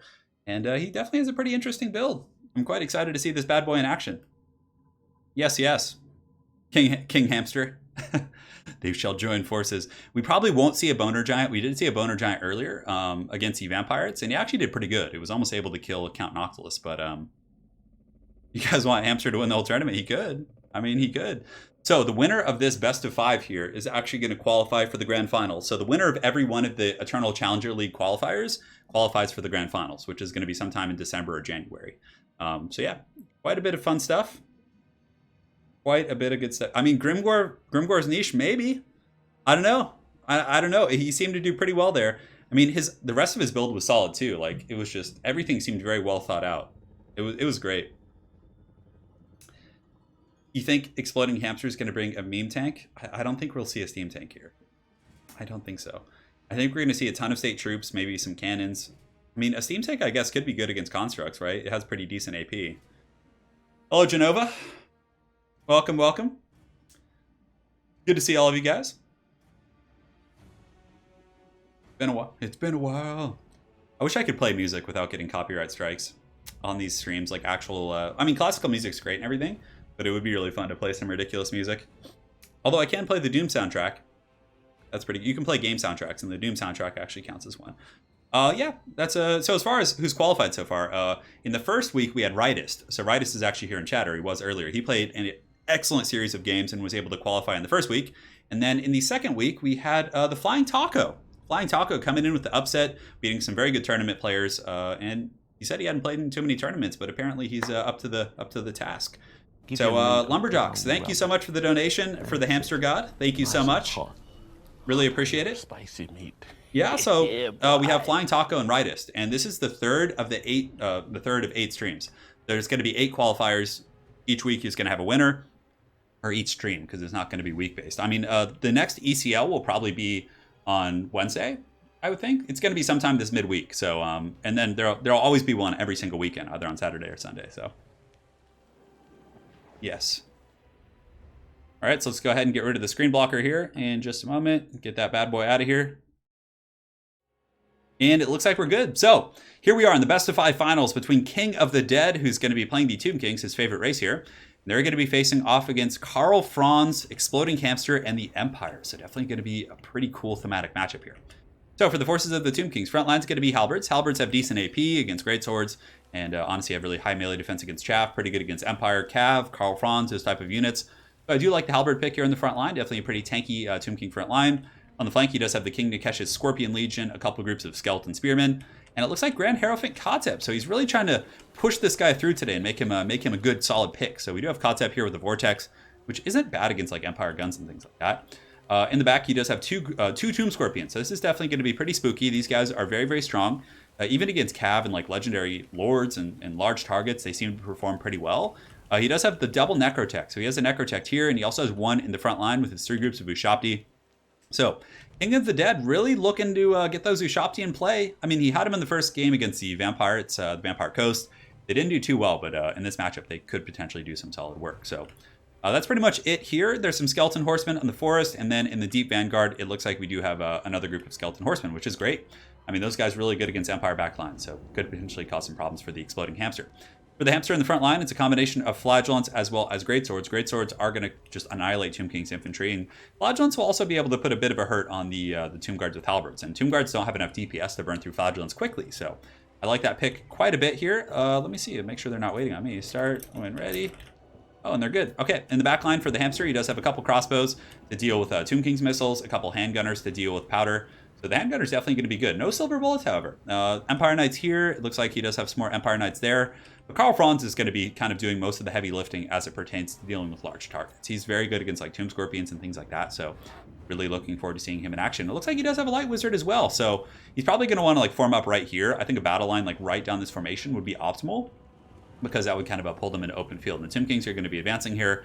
And it looks like over here on the far side, we do have an engagement. So the Empire Knights have caught the Skeleton Horsemen for the most part, but they're much slower, 66 against 76. So Skeleton Horsemen for the King of the Dead should be able to get away there, no problem. So well played there.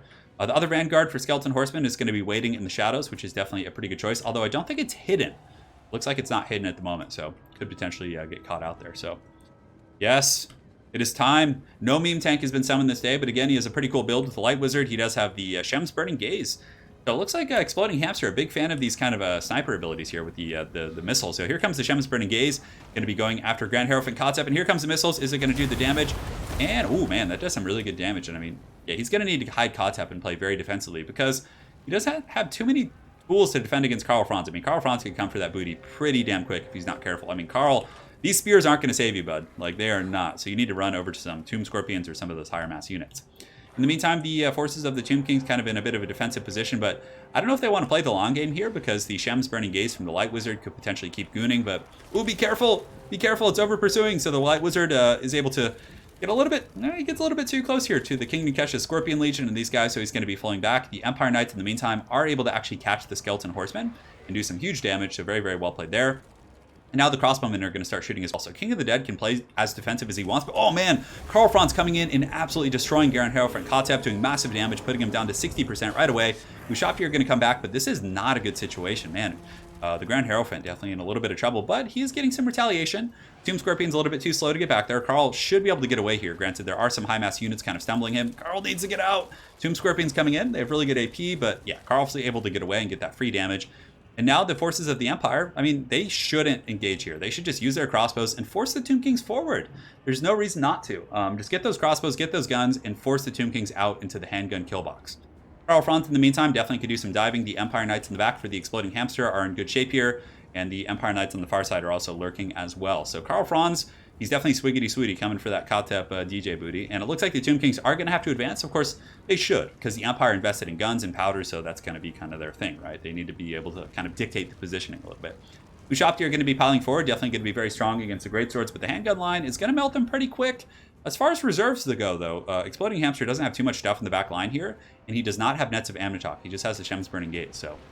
the bows are going to be shooting in at the squishy infantry, and the handguns are going to be piling in, going after the Ushabti here, getting some pretty healthy fire, but the Ushabti is still doing some work on the charge, but there definitely needs to be some like carrying pressure or something else here in the back line to kind of disrupt. I mean, there's nothing protecting these guys. Any sort of vanguard or aggressive flank play would be very, very good against this gun line here.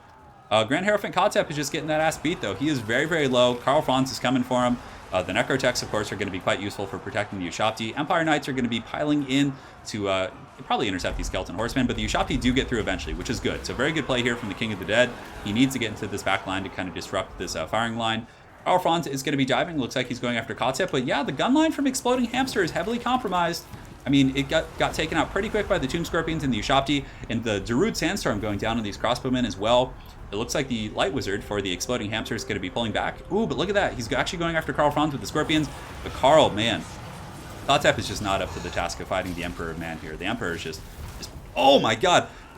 The bird, his Deathclaw just absolutely pimp slapped Grand Hierophant Kotep off his horse there. But Karl Franz actually takes almost like heavy damage here from some of these Tomb Scorpions, and it looks like the Knights of the Empire are going to charge in to rescue him, and there's no healing for Karl Franz. So what you see is what you get. The back line for the Empire is also taken out a little bit. The Shem's Burning Gaze going down to take out some of these constructs, but they do chase off these handgunners. Now they're going to be switching on to the crossbows. The game is still very, very even. These Ushabti in the back have also gotten rid of the handgunners and the crossbowmen here, so the back line actually going very well for King of the Dead. He's able to get back here and disrupt, and Empire Knights, of course, are pretty poor in terms of troop quality.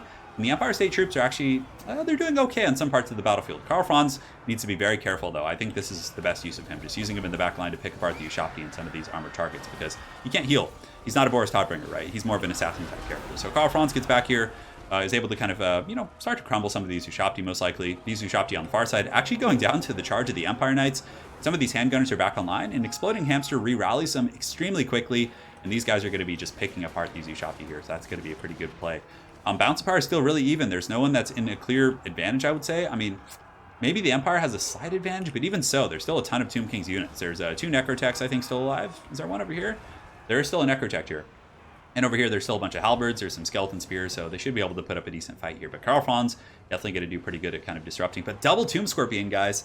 I don't know how the Empire is going to deal with the double Tomb Scorpion. I mean, it does have some powder alive. I mean, the crossbows and handguns are back online. He has some cav to kind of pin them in place, but the Tomb Scorpions are really good assassins. You can see the exploding hamster is going to get his caster hunted right here. So the Light Wizard being hunted down by the Tomb Scorpions, it's actually terrified. And Carl's a little bit too beat up to go after those guys, in my opinion. I mean, he could, if I were Carl, I'd probably try and snipe the Necrotechs, like fly over here and maybe take this guy out. And then maybe, you know, maybe just try and drag down the Tomb Scorpions with your missiles and your pressure. Because, I mean, they do have the tools to do it, but Tomb Kings still have a lot of stuff, guys. This is a very, very close game for sure. So the Empire Greatswords are still fighting. They're able to almost kill this Necrotech, so he definitely wants to pull back to optimize the use of his restores. The Skeleton Spearmen and the Halberds are going to be piling in, but the Tomb Scorpions are just going to give the business to the Greatswords. This is going to be a massacre.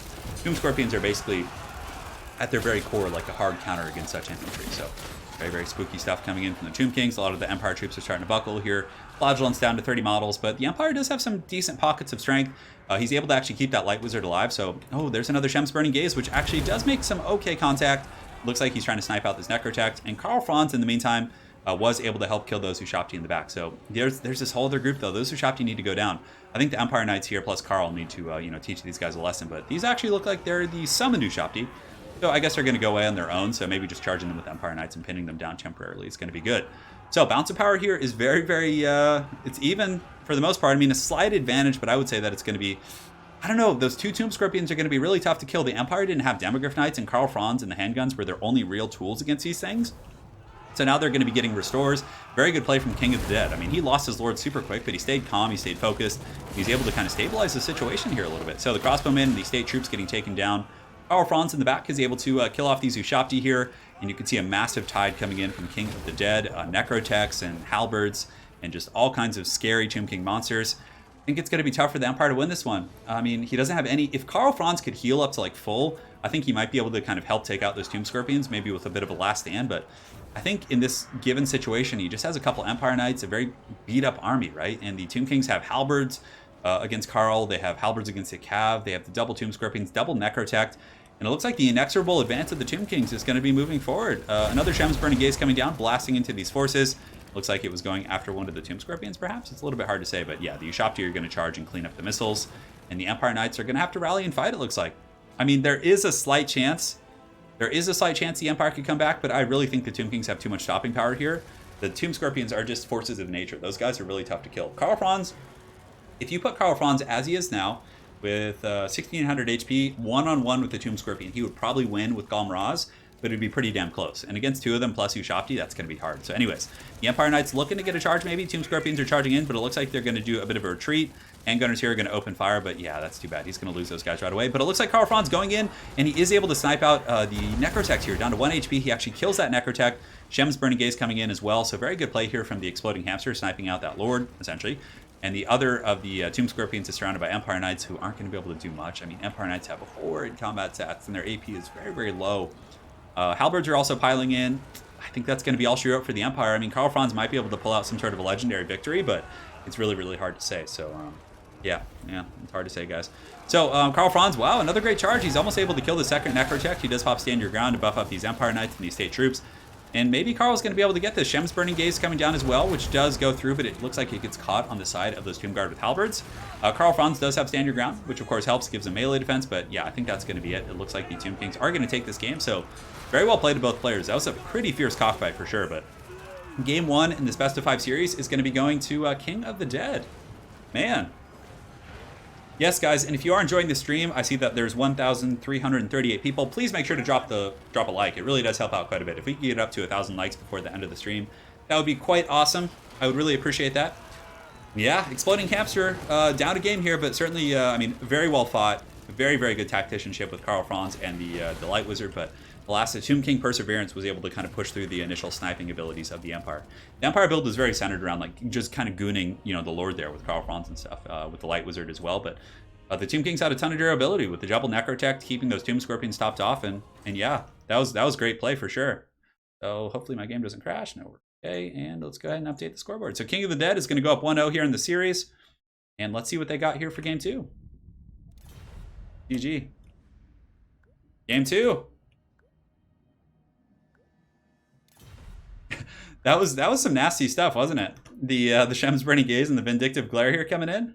Been pretty wild. That was not a fast game. So King of the Dead is going to be playing Beastmen right now. Okay. Cool. More Grimgore. Maybe we'll see more Grimgore. Let me get some water. Man, my voice is shot. 1 second, guys.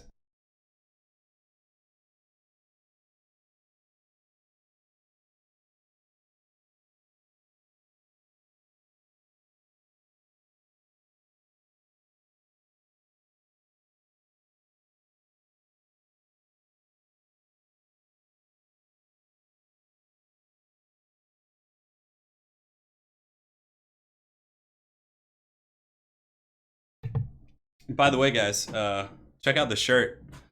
Look at it. You guys like it? Oh, it's getting green screened out. Isn't that funny? Look at that. But it's Queek. I got Queek Headtaker on here. Isn't that cool? Creative Assembly gave this to me when I was at their office for the Everchosen. All right, so let's go ahead and sneak back here. Wow, we have Skaven versus the Beastmen. This is going to be fun.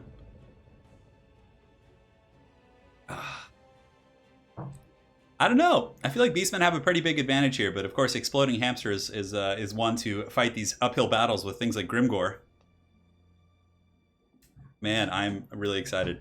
And it's really cool because King of the Dead loves to bring Minotaurs too, so we're probably going to get like Minotaurs versus Rat Ogres and Hell Pit Abominations and just all kinds of treachery. You guys like that shirt? Yeah. I actually thought about doing a business where I wanted to like create an apparel company, which wouldn't be, you know, your typical, you know, Chad bro who just makes like fitness apparel and, you know, that kind of stuff. It was actually going to be an apparel company that I wanted to like license with Games Workshop and Creative Assembly to like create shirts with all the characters from the game. I think that would be super cool. Like in all the different factions, like have the logos and all that. I don't know. Maybe someday I will.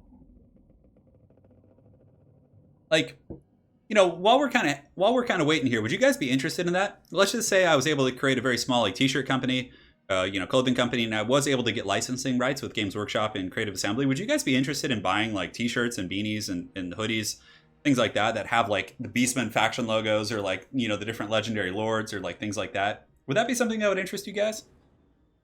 I don't know. Let me know. I'd like to get some feedback on that. Because it's something I've been wanting to do, but I just haven't really decided if it's something people would be interested in. I mean, I would sell them as cheap as I possibly could, but I think it'd be really fun.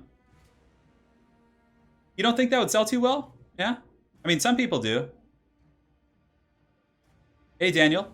Welcome. I'm Italian as well. I'm half Italian, half Irish for the most part. Like a Wolfric shirt? Yeah, I mean, the designs would probably be... Okay. So most of you guys are interested. Okay. I'll look into doing that. I've ran a couple small businesses on my own in the past. I actually used to have a PR and marketing company when I first was working in the world. So I'll see if I can work some magic. Stop talking and take my money. Yeah, of course I would try and ship internationally, of course. Yeah, Games Workshop probably wouldn't want... I mean, who knows? I'm going to look into it. I'll start doing some research then based on your guys and your interest and everything. So, why study for exams when you can watch Turin? Daniel, I 100% agree. You have my axe. Yeah. Yeah, well, because I wanted to buy like Warhammer merch. I was like, oh, can I go like... There's nothing. Like the Warhammer merch that's out there is so bad. It's like, there's nothing. It's like, I would have spent hundreds of dollars by now, like buying beanies with like the dwarf, like just like heavy metal dwarf logo on it, or like, you know, t-shirts with like, you know, the logo of my favorite faction or Wolfric the Wanderer with some like heavy metal saying on there. Like I would buy that in a heartbeat. And it's just like, it just isn't out there. And I was just like, oh, you know, that could be fun. I actually have a college degree in marketing and business. So yeah, that's kind of how I got into it. But essentially what I did was when I got out of college, my very first job is I worked as a newspaper writer. So I used to write articles for a newspaper here in Los Angeles. So I would just write articles about events, and I would go to the events, I would cover them, do, you know, kind of, you know, reporting essentially. I wouldn't do live reporting, but I'd go and take notes and then write articles on them later. But after that, I left the newspaper and started my own PR company where I just would essentially, people would hire me. I essentially made connections while I was at the newspaper, and they would hire me, and I would I would get them featured in newspapers and websites and that kind of thing. So if somebody wanted to like get attention for their product, or if they just wanted to like grow their YouTube channel, it's actually how I learned about YouTube at first. You know, I would help them get, you know, plugged in different places by just doing outreach and creating press kits and you know, all that kind of fun stuff. But anyways, back to Warhammer. So in this best of 5 matchup, we're here with game 2. King of the Dead is up 1-0, and he's going to be going back to his Beastmen roots here. So he does have Morg the Shadowgave and a Beastcaster, and he actually has to summon the Curse of Onrare and Flock of Doom, which is going to be great. Front line is going to be Chaffee, Ungor Spearman Herds with shields. Looks like Destroyers of Drakkwald and a couple groups of Raiders in the back, which are going to be a great answer against this big old Hell Pit Abomination. For his main core, he does have the Minotaurs with shields, and then he also has Butchers of Kalkengard. So Minotaurs with shields across the board, which is by far the best pick against Skaven, because Skaven typically have a ton of slingers and pressure in that regard. So having the silver shields is just super clutch. So yeah, it's going to be a very Minotaur-centric build, which I'm quite excited to see in action. And for the Skaven, we have a front line of Skaven Slaves, a couple Slingers, Skaven Slave Slingers, which are going to be great against Minotaurs, even with the shields. It's still a volume of fire thing. Plague Priest on the Mortis Engine Furnace. We got an Assassin and a Warlord on foot. So the Warlord is someone you don't see terribly often. Let's see what he has. So he has some cool item here. The Shield of Distraction. Wow, that's pretty good. -5 melee attack to all nearby troops. That's a very, very powerful ability. So he's got Clan Rat Spears here. He's got a Hell Pit Abomination, Warp Lightning Cannon, 2 groups of Plague... Oh, wow. 5 groups of Plague Monks. Now, the Plague Monks are going to eviscerate the front line of the Beastmen here. It's going to just be an absolute slaughter. Slingers and Warp Lightning look like they can counter the Minotaurs. If I had to make an early game prediction just based on looking at the armies, I don't know. Well, also, guys, we have a bunch of Centaurs with Poison Hounds hiding over here in the forest.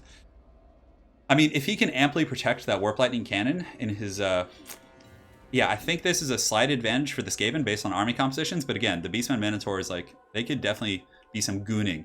And the Matscore Summon is going to be quite helpful as well. So, yeah, guys, let's see how this goes. It's going to be fun. Going to be fun.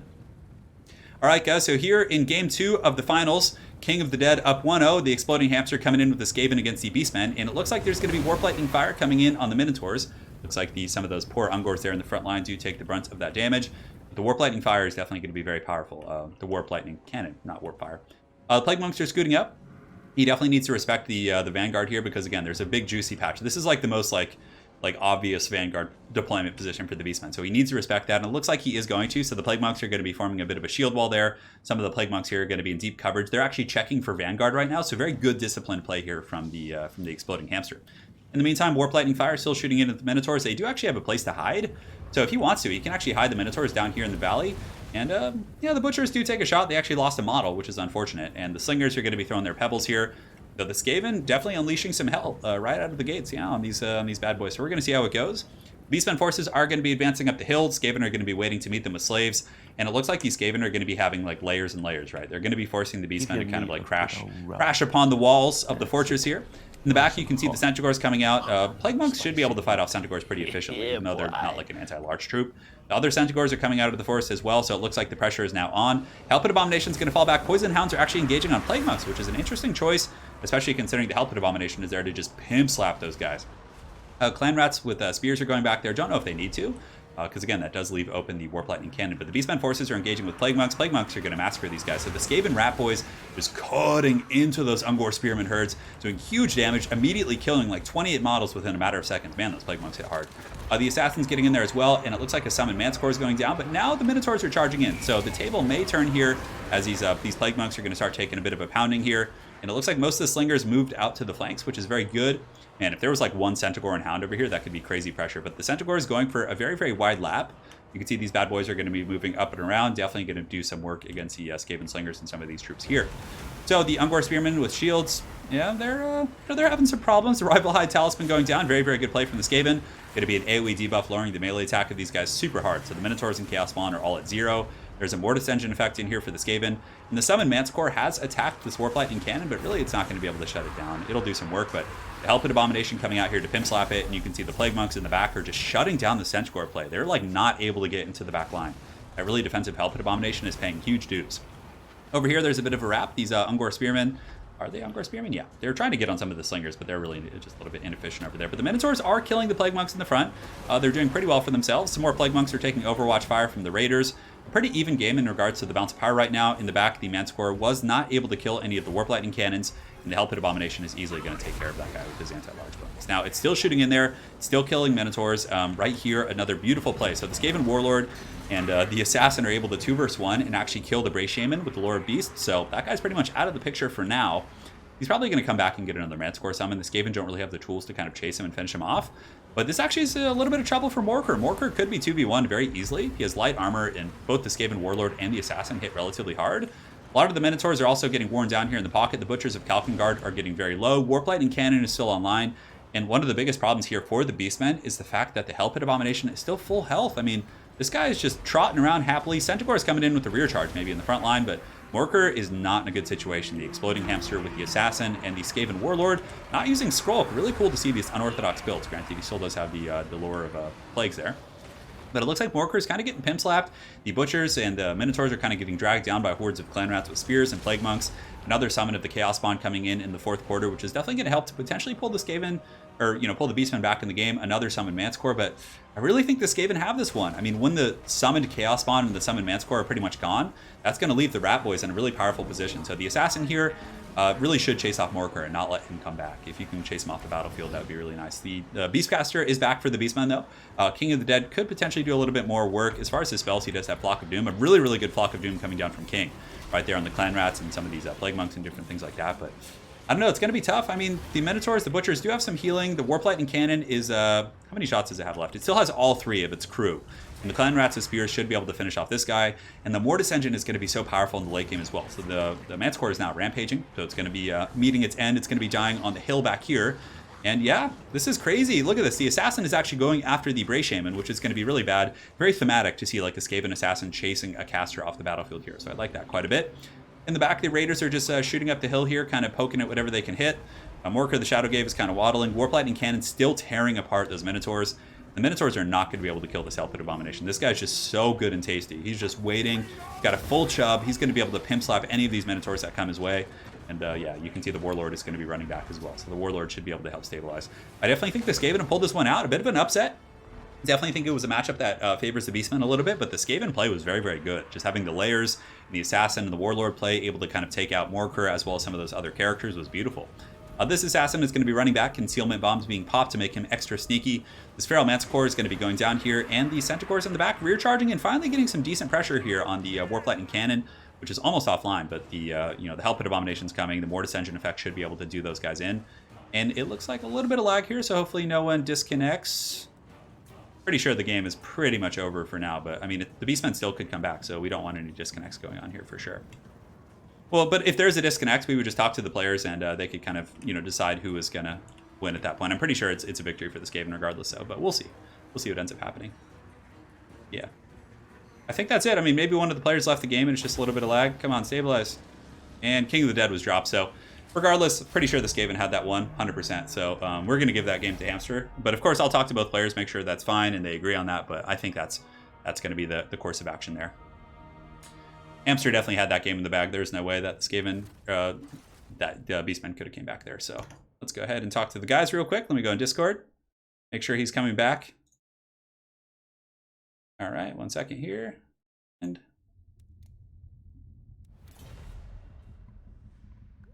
he will be back. You had that one for sure.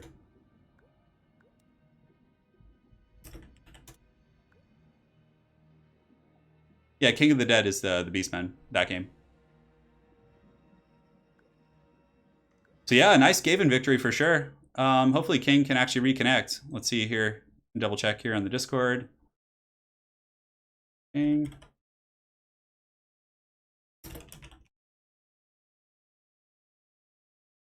No, he wasn't rage quitting. King of the Dead's a really good sport. He's been in a ton of our tournaments. So yeah, we'll move on to the next game here. For now, I'm going to update the scoreboard just preemptively because I assume that's going to be what they both agree on. I mean, it was pretty clear victory for the Skaven. You know, the leadership was dead. The Hell Pit Abomination was full health. All the Minotaurs were dead as well. So we're gonna give that game to them. Yeah. Hang tight, guys. We're gonna hang. Yeah, Skaven did great. Hamster played really, really well that game. King of the Dead has returned.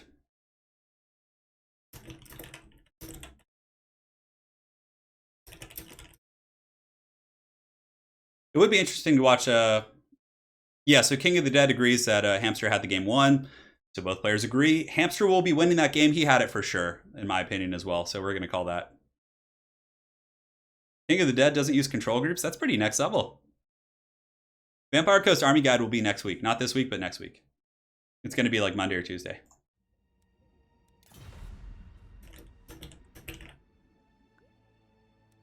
Yeah, that was a really good Skaven build. And he's on his way back. No problem, guys. We're good to go.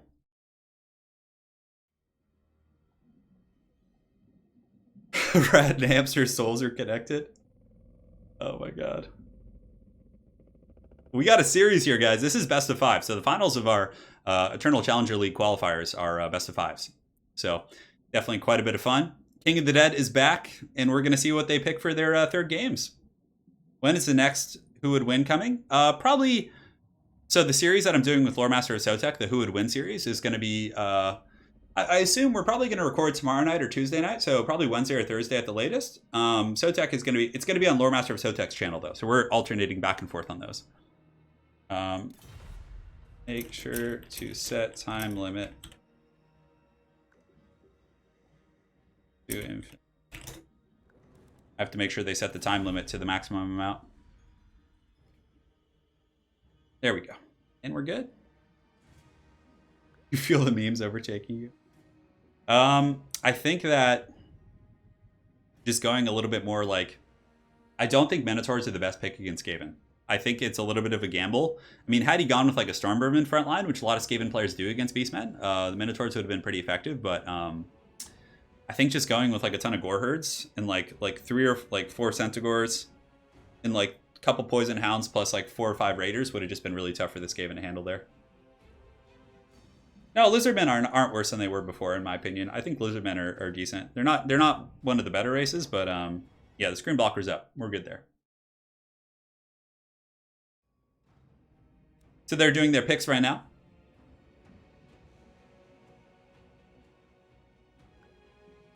Yeah, I see what you're saying.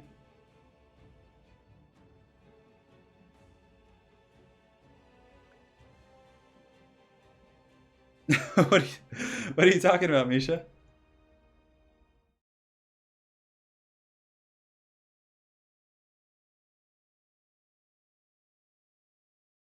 Oh man, here we go.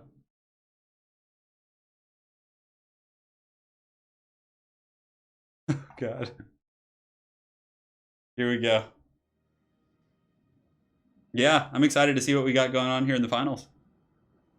In this match here. They're doing picks and bans, so basically how we do these picks is if players essentially if they don't, I mean, they can agree on matchups, but you know, some players actually prefer to do a pick and ban. So in each match, they each get to like, they take turns picking, and then they ban a race, and then their opponent picks. So looks like we're gonna have the Vampire Coast coming in from the Exploding Hamster, which is gonna be fun. Quite a fan favorite. Really excited to see this in action. And King of the Dead, you can't play the same race twice in a row, so he's going to be picking Norsca. Now, I think this is a matchup that's really good for the Vampire Coast, actually. Deck droppers are very, very powerful. You're able to outrange a lot of the skirmisher units from Norsca. They can pick off the Fimir. I mean, Colossus are very strong here. Granted, Norsca does have tools. They can kill the front line super quick and then get into the cookie jar by going very wide, so there's plenty of tools, for sure. He said I looked like a Skaven. That's pretty funny. Oh my god. That's hilarious. Yeah, so we're gonna have a showdown between Norsca and the Vampire Coast. Man, I'm really excited for this. I think that we're probably gonna see Count Noxilus on his Colossus because he really addresses some of the issues against Norsca. So Norsca is very good at like penetrating just through the front through brute force, and when your front line falters and your back line's kind of exposed, Noctilus can simply spam summon troops and block them up, which is very, very effective. The Colossus also is really good at AP against Fimir and Chariot Lords and Dragons and things like that. But he is pretty susceptible to being focused by like worms and things like that. So if King of the Dead does bring like very unorthodox builds and is able to kind of swarm in with like Frost Worms, for example, I mean, he can kill Noctilus very quickly. So yeah, Vampire Coast is not OP at all.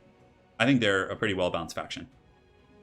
But yeah, I mean, there's so many different ways that you can play. I mean, there's Mournguls, which again can do pretty good against like Marauder champions, but they're also very vulnerable against the spears and things like that, and some of the javelins. So there's some back and forth, for sure. Depth Guard are very good as a supporting unit. They're not good in the front line, so you don't want to have them take the initial blow. However, if they are layered on top of some of your other troops, for example, like your zombie deckhand mobs, they can do a ton of work for sure. A ton of work. Absolutely. So, I mean, it could go either way for sure. This is a pretty fun matchup. A very fun matchup for sure.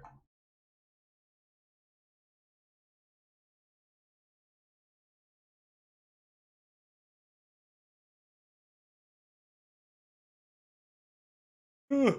It's almost showtime, guys. Sorry, I was just checking to make sure the stream quality was good and everything. You think King is going to go monster heavy? He potentially could. Now, King of the Dead actually has a bit of a signature build where he likes to use Frostworm. So, I mean, maybe we could see a bit of a surprise with the Frostworm pick. Granted, you have to remember, the Vampire Coast has a ton of guns to pick them out of the sky. So it's a little bit dangerous, but I don't know. Norsca can go super wide too, and the Norscan Ice Wolves do a ton of damage. They can really just mop up the back line if they get in there, and they have high mass as well. But there's so many different options for both factions here, which is why it's such a fun matchup. And we're going to be on Eschen, which is a fairly open field map. There's a couple places for the Norscan to deploy in the forest, if I'm not mistaken, in the center area of the battlefield. But it could be Luther as well. Luther could be pretty good, kind of disrupting the Magic Caster. Terror guys are pretty good at gooning enemy lords and characters, so maybe we could see that. Solastra Death is something you can see in the Norscan matchup, and there is a fair amount of magic damage on the Norscan roster as well. But Solastra's Knights could be really good. The Damned Knight Errants could tear out a lot of the Marauders. So yeah, I don't know. Hard to say. Morgan, welcome, Morgan Yeager. Yeah, you're here towards the end of the stream here. But you're still potentially have quite a few games left. We're in the finals, and it's currently 1-1. And I updated the scoreboard, did I not? I did. And this is a best of 5. You guys want a flying elephant mount? So a flying Norscan mammoth? Wookiee is a really good boy. Deck Gunners are very powerful here.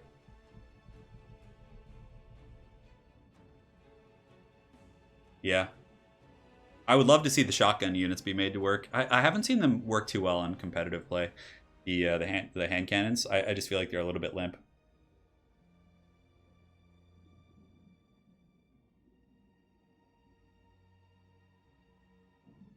It's not the end of the stream, don't worry.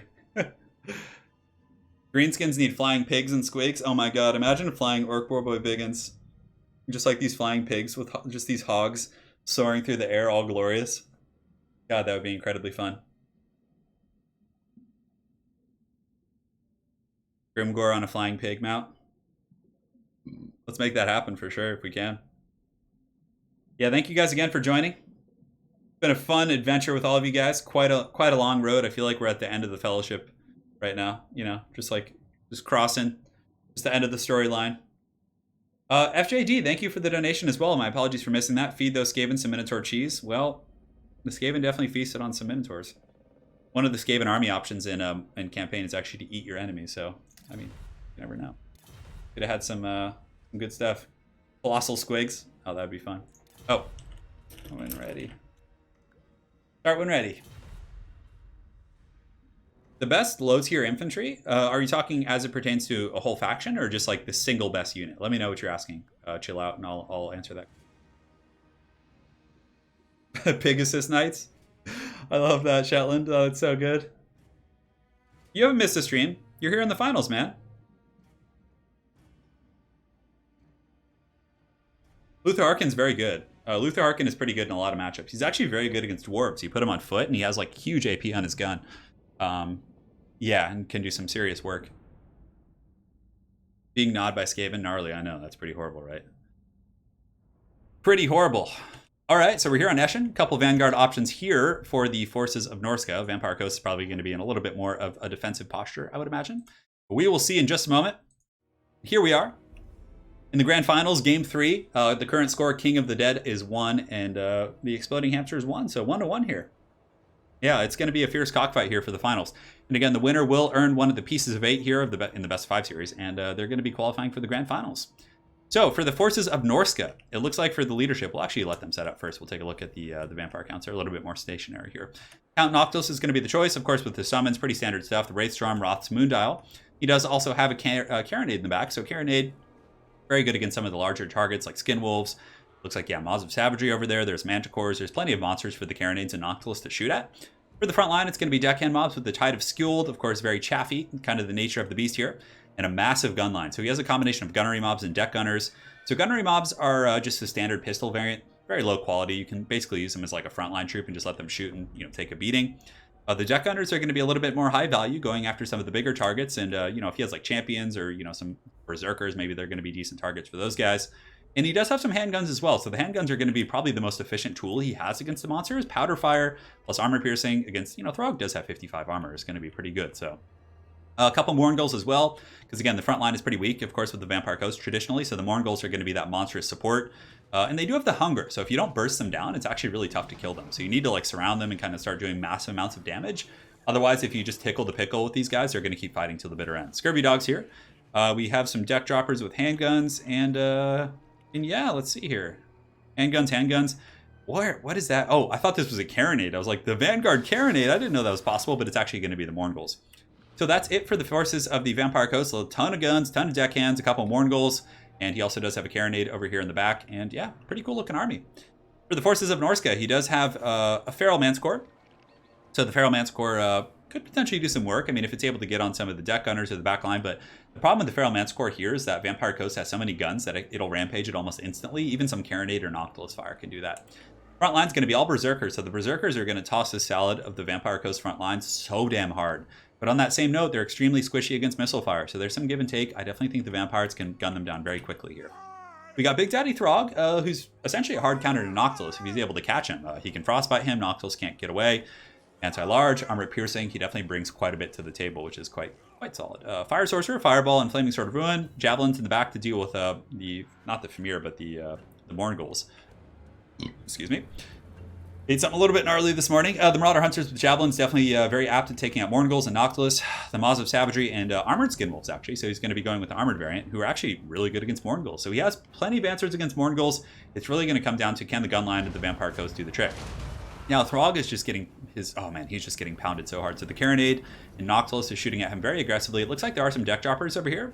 The Manticore should just be chasing the deck droppers the entire time. Now, Manticore does cost a little bit more, but it's still a worthy trade to kind of shut down such a powerful unit, in my opinion.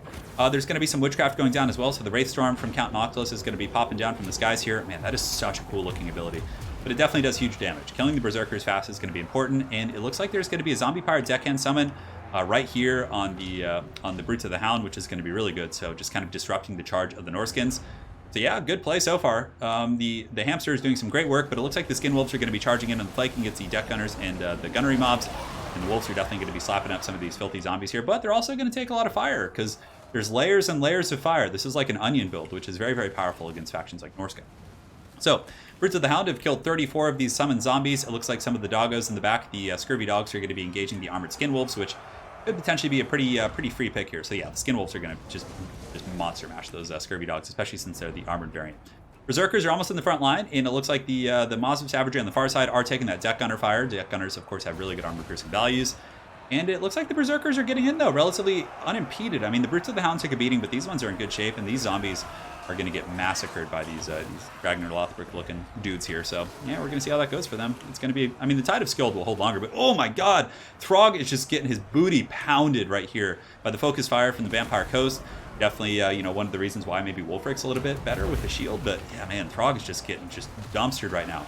Fireball does some pretty good damage against Count Noctilus, but Throg is just getting put in an unholy trash can by the vampires here. Look at this, just massive focus fire, and Throg is down. He gets just gunned down, just taken out to pasture, just whatever analogy you have for something that gets annihilated, that just happened to Throg. Regardless, the Mourngul's taking some good focus fire here from the Javelins. Brutes of the Hound are finally advancing. The Berserkers in the front line are working through the Deckhand mobs. So it's not all bad for Norsca. I mean, Norskins are doing well in the front line. Some of the doggos are getting into the back, but there's so many layers of the cheap guns that even if you do catch one of them, you're going to be taking fire from some of the other guns as well. So Throg definitely not having the most glorious debut here, as he does try and engage against the vampires. But the Berserkers and other troops are doing good enough to keep him in the game. And he does have a Skin Wolf Werekin, which could really dumpster, Big Daddy Noctilus here. And it looks like in the back we do have the Feral Manticore, who's going to be engaging on the Deck Gunners, or it looks like he actually gets rampaged into the Mourngulls, which, I mean, there's halberds. Okay.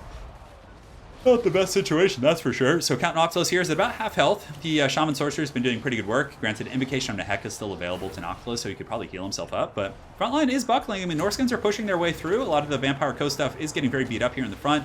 There's a ton of stuff in reserves. But, I mean, maybe there's still a chance. Noctiluss is going to be summoning some deckhand mobs to help out.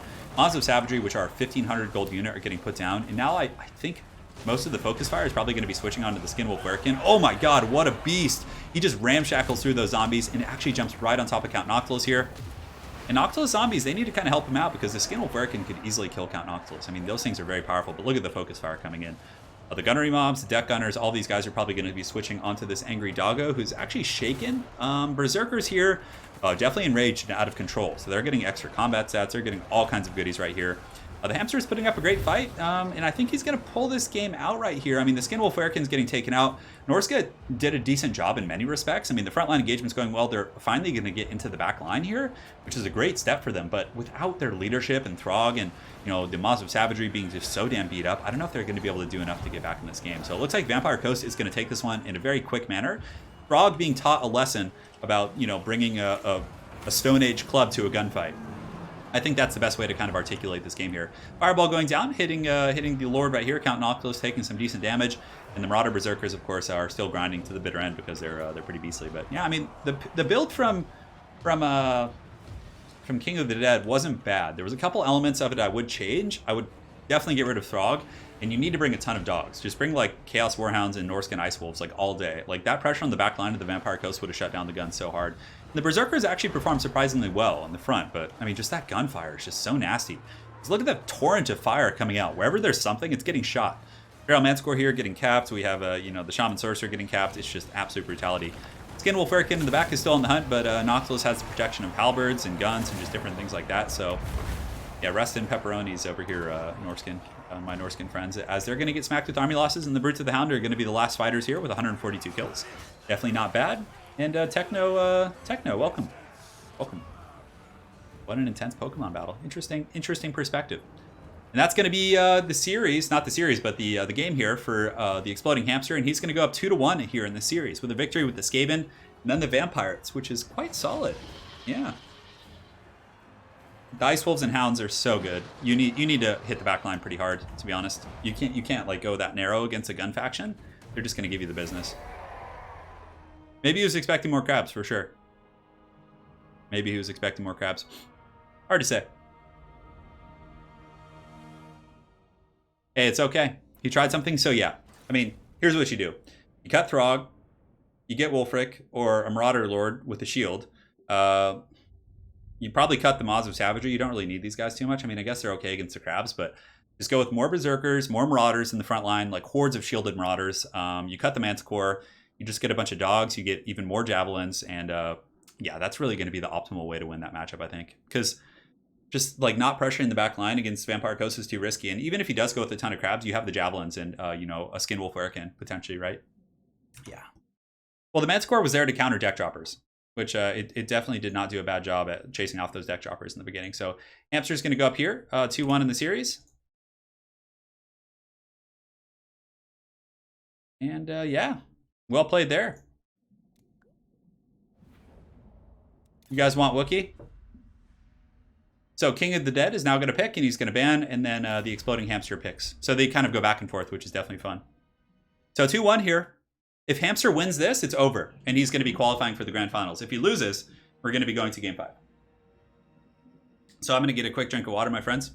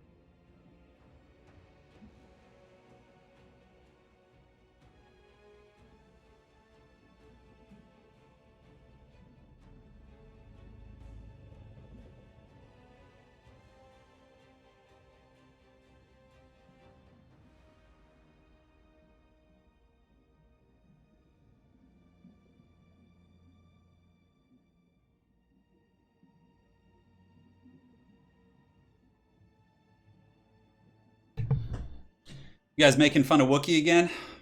Come on now. Come on. Yeah, it's a stream, man. It's a stream. This is live, brother.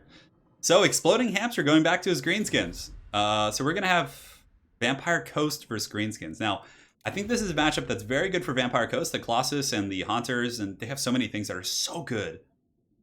Misha, if you could also drop a link to the Discord here in chat, that would be great. I see there's a few people asking. Really appreciate your help. Yeah, Wookiee has destroyed many of my shirts, and Wookiee has like a way of creating like a rat's nest.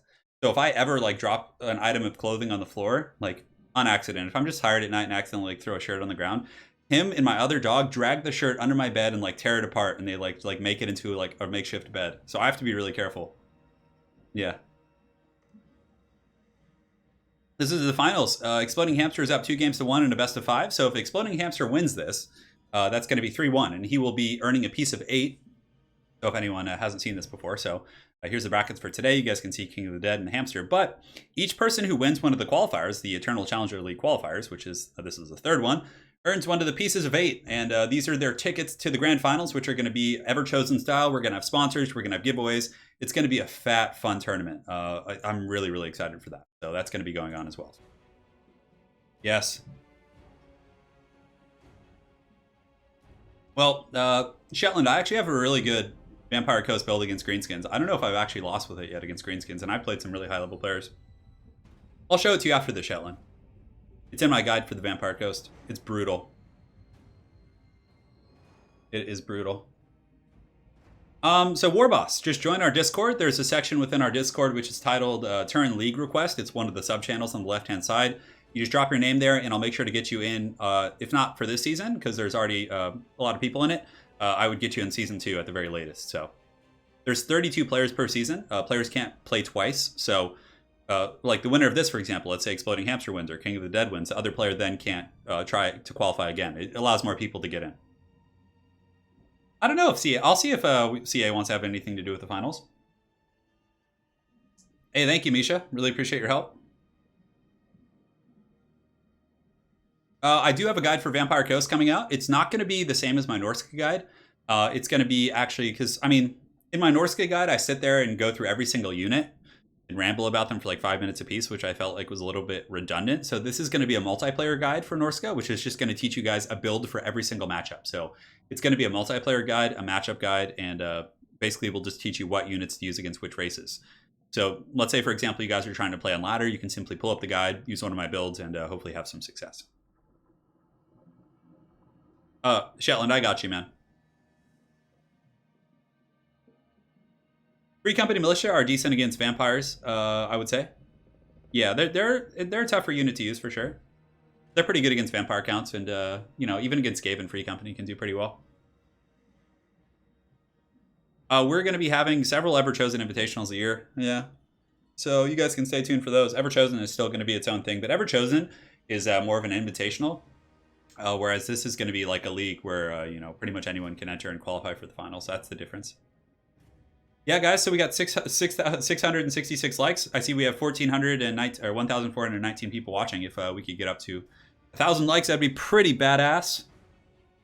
I would greatly appreciate that. I'm going to be making matchup guides for most factions now. It's a lot easier to make matchup guides because I have builds for like every race and every matchup almost. Except the Elvish factions. I'm not really good at High Elves, Wood Elves, or Dark Elves. Those are my weakest picks. Don't worry, I have some really good builds against Elves for you with the Vampire Coast. I've had pretty good success. The best faction against Vampire Coast, High Elves are actually one of the best factions against Vampire Coast in my opinion, but both factions are very tough for them. But honestly, if you want to beat High Elves, just bring like 2 Colossus with Count Noctilus, and just like, it's so hard for them to deal with that actually. And don't bring any traditional guns, bring a couple mortars with halberds in the back, and you'll be in pretty good shape. And then you bring some deck gunners too. And just sit them in the back, and when the cav come in and try and inundate you, you just gun them down. One guide to rule them all. I'll make more Blooded Corpse videos for sure. My hand actually hurts really bad right now. I've been having severe pain the past couple days, so I'm probably going to take tomorrow off and then get back to recording on Tuesday. Granted, I already have 8 videos on the channel ready to go, so I mean, you guys aren't going to notice any lapse in content. I need to get some of them sweet European stem cells shot into my hand, but I'm too poor to afford it right now, unfortunately. Yeah, here we go. Just showtime, guys. So, showdown between Vampire Coast and the Greenskins. Definitely a very fun matchup. Probably Greenskins going to go super wide. However, Greenskins do struggle against large monsters, so I think Noctilus on a Colossus is very good. The Rotting Prometheans are very good, mixed with Depth Guard. It's pretty insane against Greenskins. And then you just get a bunch of Scurvy Dogs and chase the back line. And you can actually beat the Greenskins pretty, not easily, but, you know, it can be done. So, but again, we'll see if Exploding Hamster has his own kind of a thought process on this matchup here. 1 second.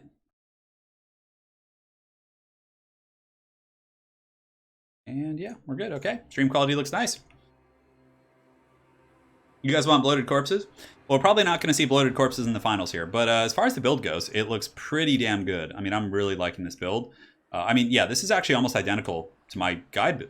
Is this my same build for my guide? No. This is almost identical to the build in my guide with the exception of the mortar. I don't bring mortars against the Greenskins, but the crabs and the Depth Guard and the Colossus, I actually bring sometimes 2 Colossus against them, but yeah, it's a pretty good build here from the Vampire Coast. I like it quite a bit. But the Greenskins, again, have pretty good answers, right? They have Skulkers, they have Goblin Archers to take down the big boys. So yeah, it could be pretty scary. So for the forces of the Vampire Coast here, we do have Count Noctilus atop his mighty steed, a very powerful choice. He's tough to take down. He hits like a truck. He can spam summons. He has Lore of Vampires. Can't ask for much more, to be honest. Front line is going to be chaff of deckhand mobs stacked with some of the Rotting Prometheans and Depth Guard. This is a nasty combo. Prometheans can actually spank Black Orcs pretty efficiently with their AP, and they're very tanky, and then the Depth Guard can kill pretty much any non-heavy. Depth Guard get their salad tossed so badly by Black Orcs, but anything else on the Greenskin roster is going to get killed by these guys. He does have a Mortar as well, which is a bit of an interesting pick, but it does force the Greenskins to come fight him. And Noctilus as well, and also a couple Scurvy Dogs, which he's going to be using in Deep Vanguard, which is a must. 2, 3 Scurvy Dogs and a couple Fellbats is a staple against Greenskins. You need to shut down their missile line in the back. For the Greenskins, we do have Wurzog, who's going to be dancing. He's got some moves for sure. He does have the Gaze, as well as the Fist of Gork and Bonewood Staff and all those different good abilities. There's going to be a Goblin Vanguard, Warlords Boys, and some of the Goblin Chaff here on the far side. Main core is going to be Goblin Archers with Rusty Arrows. We have some Skulkers. We have the Vindictive Glare coming in from Exploding Hamster, so it looks like he's going to be pounding Noctilus this entire game. And yeah, more Goblins with Gold Chevron, so 24 and 34, 25. Not bad combat stats for sure, especially with the WA being activated. So very Goblin heavy build, just super wide, super thick, and really excited to actually see how the Vampire Coast does here. So yeah, guys, it's gonna be it. Let me let him know. Start when ready. Start when ready, and it's showtime. Yeah, the one thing that's a little bit questionable in my mind is the mortar. Everything else seems pretty good. I'd like to see the mortar get cut for maybe, you know, a couple more Fellbats or I don't know, some more substance here in the army. But aside from that, the Depth Guard are going to massacre the Goblins like hardcore. But the Goblin Archers could kill the Crabs. So it's really going to come down to the Scurvy Dog play. But look at this Goblin Vanguard here. Oh my God, how many Scurvy Dogs? Do we have 2 here? Yeah, there's 2 Scurvy Dogs here. And then I think, yeah, that's both of them. So there's no more Scurvy Dogs hidden on the map here. I will take Cyborg wrist implants.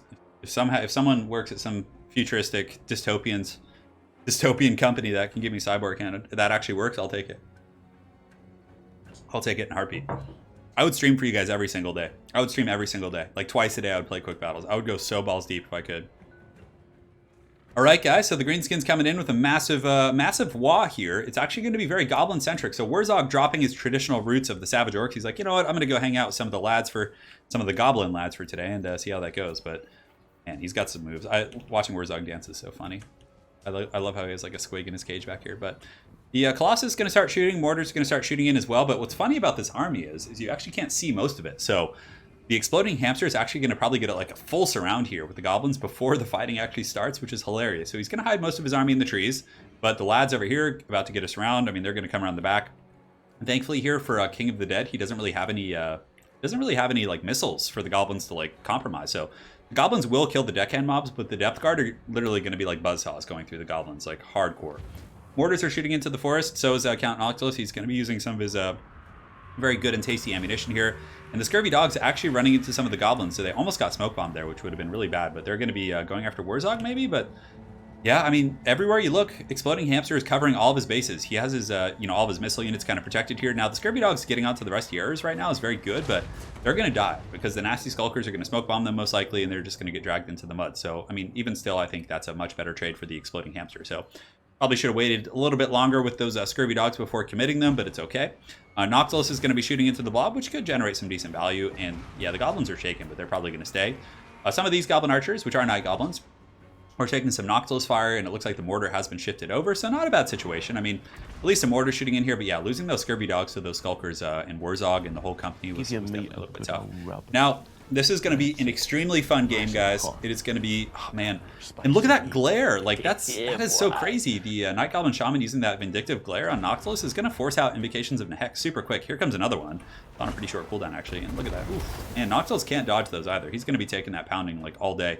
However, Warzog is getting pounded right back, and Noctilus can heal, and Warzog can't. So there is some decent kind of trading here for Count Noctilus. But the goblins are basically going to be doing an alpha strike. They're going to get a full surround. The night goblins coming around the back. The nasty skulkers. Oh, man. But look at this. He's actually going to move forward and pressure the goblins, which is interesting. I don't think he kind of knows that he's being fully surrounded here. So maybe he's getting a little bit kind of antsy. He wants to get in here. Night Goblin Shaman actually killing itself from overcasting. But it's still gotten Count Noctilus down to like... Oh, man. Like, yeah, pretty low amount of health. But Invocations of Nehek should be able to top him off. Especially if he just single casts it. It's actually very, very cheap. So... Scurvy dogs coming in from the flank here, but again, the goblins swarming out of the forest, able to kind of shut down that pressure coming in from the scurvy boys.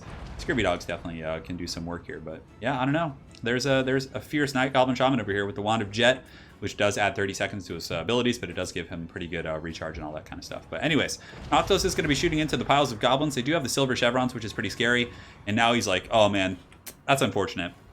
Mortar in the back is going to be prison shanked by these nasty skulkers. They're going to come in and yeah, you can see he's going to be rushing back. The scurvy dogs might be able to get back there and actually save it. Yeah, and you can see the mortar crew's like trying to scoot forward. They're like, run, run.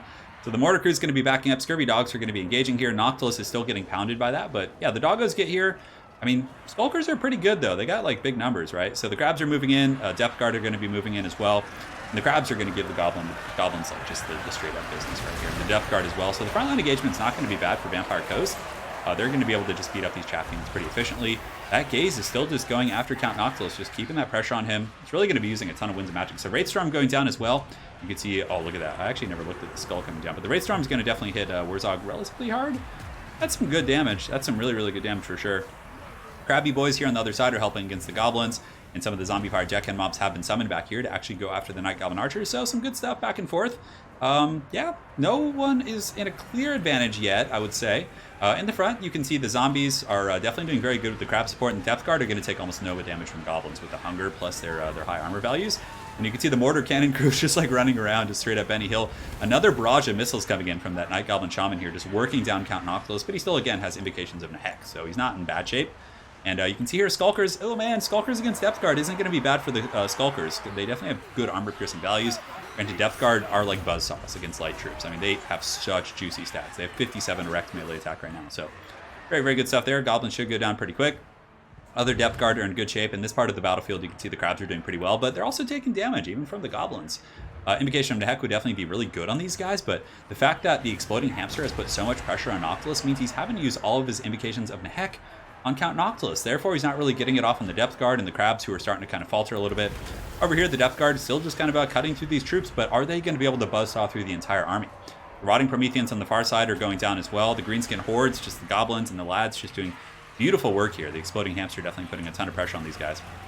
And yeah, look at that. The Goblin missile line just dumpstering, trash canning those Prometheans. Count Noctilus is marching around doing everything he can here. But the Depth Guard are, I don't know, they're going to be like the last bastion of hope here. And at this point, maybe Noctilus wants to go in and try and like Alpha Strike Warzog, or maybe go after the Night Goblin Shaman in melee. I think marching him in this direction and summoning zombies in the back might be good. Another Wraithstorm's going to be going down from Noctilus, so the Hard Knock Life is going to be teaching some hard life lessons to Warzog here. 966 down to about 1800 HP, give or take. Yeah, 1794, which isn't bad. Looks like Noctilus is going to be attacked by some of these unbreakable Night Goblins, and yeah, they're going to be sticky. They're going to be annoying for sure. Crabs here get an Invocation of Nehek, which is overcasted. It's really too bad it didn't hit any Depth Guard or anything like that. And the Depth Guard are going to get kited out and killed. I mean, they're very good against Greenskins, but the Scurvy Dog play was a little bit... It needed to be better on the Archers. Even if he had like waited and had a delayed engagement, the Scurvy Dogs have to kill the Goblin Archers. If they don't, this is going to happen. Your Depth Guard, aren't the fastest. They're getting poisoned. They're down to 28 speed, which is like chosen speed right now. And they're just going to get gunned to pieces by these Archers. The Goblin probably still has plenty of shots here on Count Noctilus as well. In the meantime, Warzog is just kind of dancing here in open field. Looks like he's going to be shooting magic missiles. So, oh, that's why the cooldown seems so short. He's actually using the magic missiles from Wurzog, as well as the Vindictive Glare from the Shaman, so he's just kind of layering those effects, which is really cool. In the back, the Mortar, again, didn't really do anything this game. I think the Mortar was a bit of an odd pick. Like, if more Scurvy Dogs and Fellbats and Disruption tools had been brought against the Greenskins, I think he could have shut down the back line, and therefore his Depth Guard could have done their job, but in this situation, like, he's just going to get bum rushed here, and the Mortar's going to be going down pretty quick. So, the Count Noctis here is, yeah, he's pretty low, 1700 HP, and it looks like the Greenskins are going to seal the day. So Exploding Hamster with the off-meta picks today, pulling it here, and he's going to be qualifying for the grand finals, it looks like, with a 3-1 victory over King of the Dead. And some very, very good games for sure. But the Hard Knock Life is no match for the Vindictive Glare of the Goblins, it would appear. And Noctis is going to fall to a very unglorious death here on the ground as the legs and arms and everything fall off his Necrofex Colossus. That's going to be all she wrote. So well played. Well played. That was a crazy game. Yeah, I know, the surround was great. Yeah, if there was a time for the hamster emojis, now's the time. For sure. Hamster pulled it out. That's 3-1. That's it's a best of 5. So Hamster is going to be qualifying for the grand finals of the Eternal Challenger League Season 1. And he's going to be facing off against, who knows? I mean, we have Ritus and the Flying Taco in there so far, but now we have an Exploding Hamster and a Flying Taco. So all kinds of crazy stuff going on. Yeah, guys, and before the stream ends, if you guys could get me up to 1,000 likes, I would really appreciate it. That does, it's a very good, feel-good thing for me when I finish the stream and go there and see that. So if you guys can't get it up to there, I know there's 1,500 people here. I would really, really appreciate that. So, Zombie Pirate Deckhand mobs doing the trick. You know, fighting to the bitter end here against the lads, but it's not gonna be enough. And the Exploding Hamster with the Goblin build. The mass Goblins against Vampire Coast. Yeah, that was nuts. That was crazy. I mean, I liked King's build. I think the Mortar was a little bit odd. And I think he needed more pressure against the lads. Like, just bring more dogs and more Fellbats. You know, even like deck droppers are pretty good here. They can like snipe out high value targets and assassinate archers in the back line. But yeah, let's hear it for the Exploding Hamster.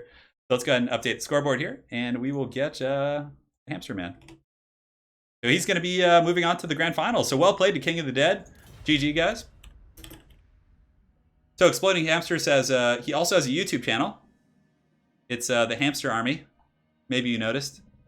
Oh, it's fine, Hamster. I don't care. You deserve it. You did a great job. So let's get a link to the Exploding Hamster's channel while we're here. Hold on. So if you guys can stay for just a moment.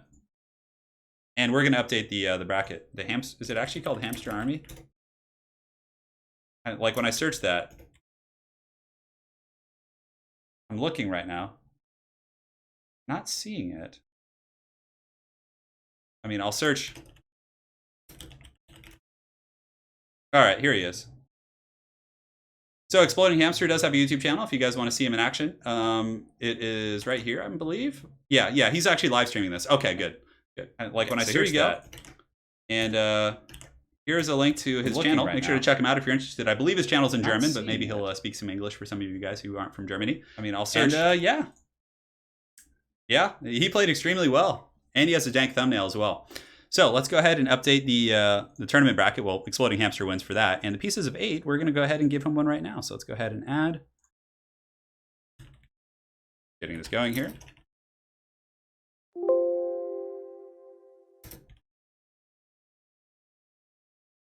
I believe that's his channel. Yeah, because like, I mean, his channel is called Exploding Hamster, but it has a different URL name. So if you guys click that, you'll see it. Usually I do this after the fact, but I figured, hey, let's just do it now. Oh my God. All right, and here we go. And let's get him in here. Then we got to just change the text color, and then we're good to go. 1, 2, 3, and boom. So Exploding Hamster is going to be earning one of our pieces of 8 for today. His name's pretty big, so it's not going to be like as large as the other ones to fit in the coin. But congratulations to him. He's going to be our grand winner for the day. And yeah, King of the Dead, if you have a YouTube channel, aha, he does. Let me go ahead and shout that out as well. Don't worry, man, I got you. Drowsy, said to be a descendant We'll pull it up. And King of the Dead, of course, a veteran of many of our leagues. I'll go ahead and give you guys a link to his channel here. And if you guys are interested in seeing his quick battles and his very unorthodox builds and his high-level play, you guys can catch King of the Dead here as well. And there you go. So those are our competitors. The finals for today is going to be the Exploding Hamster claiming one of our pieces of 8 here. And yeah, that's it. Hopefully you guys enjoyed the stream for today. He's like, I didn't get a shout out. Yes, you did. All right. GG, guys. Hold on one second. Yeah, very well played, Exploding Hamster. I hope you and your community enjoyed the stream. You did an outstanding job, fought through some very hard opponents, and were able to come out victorious with a 3-1 victory here in the finals. And yeah, guys, let's get to that 1K likes before the stream's over. I know you guys can do it. Yeah, and King of the Dead, very well played to all of our competitors today. So again, let's take a look at the finalists, or not the finalists, but the competitors. So again, big thanks to King of the Dead, Muckhip, Exploding Hamster, and LL Cone for the glorious games. Those were all very high level and very fun. So I definitely had a blast casting them, and just want to give you guys a big sincere thanks. And let's also, while we're here, give a thanks to some of our donors for today. So where is that? Why did that disappear? Anyways, yeah, for some reason, it, like, the record of everyone who disappeared, it just disappeared off my user interface here. So anyways, thank you guys all so much. Oh no, here it is. Here it is. It came back.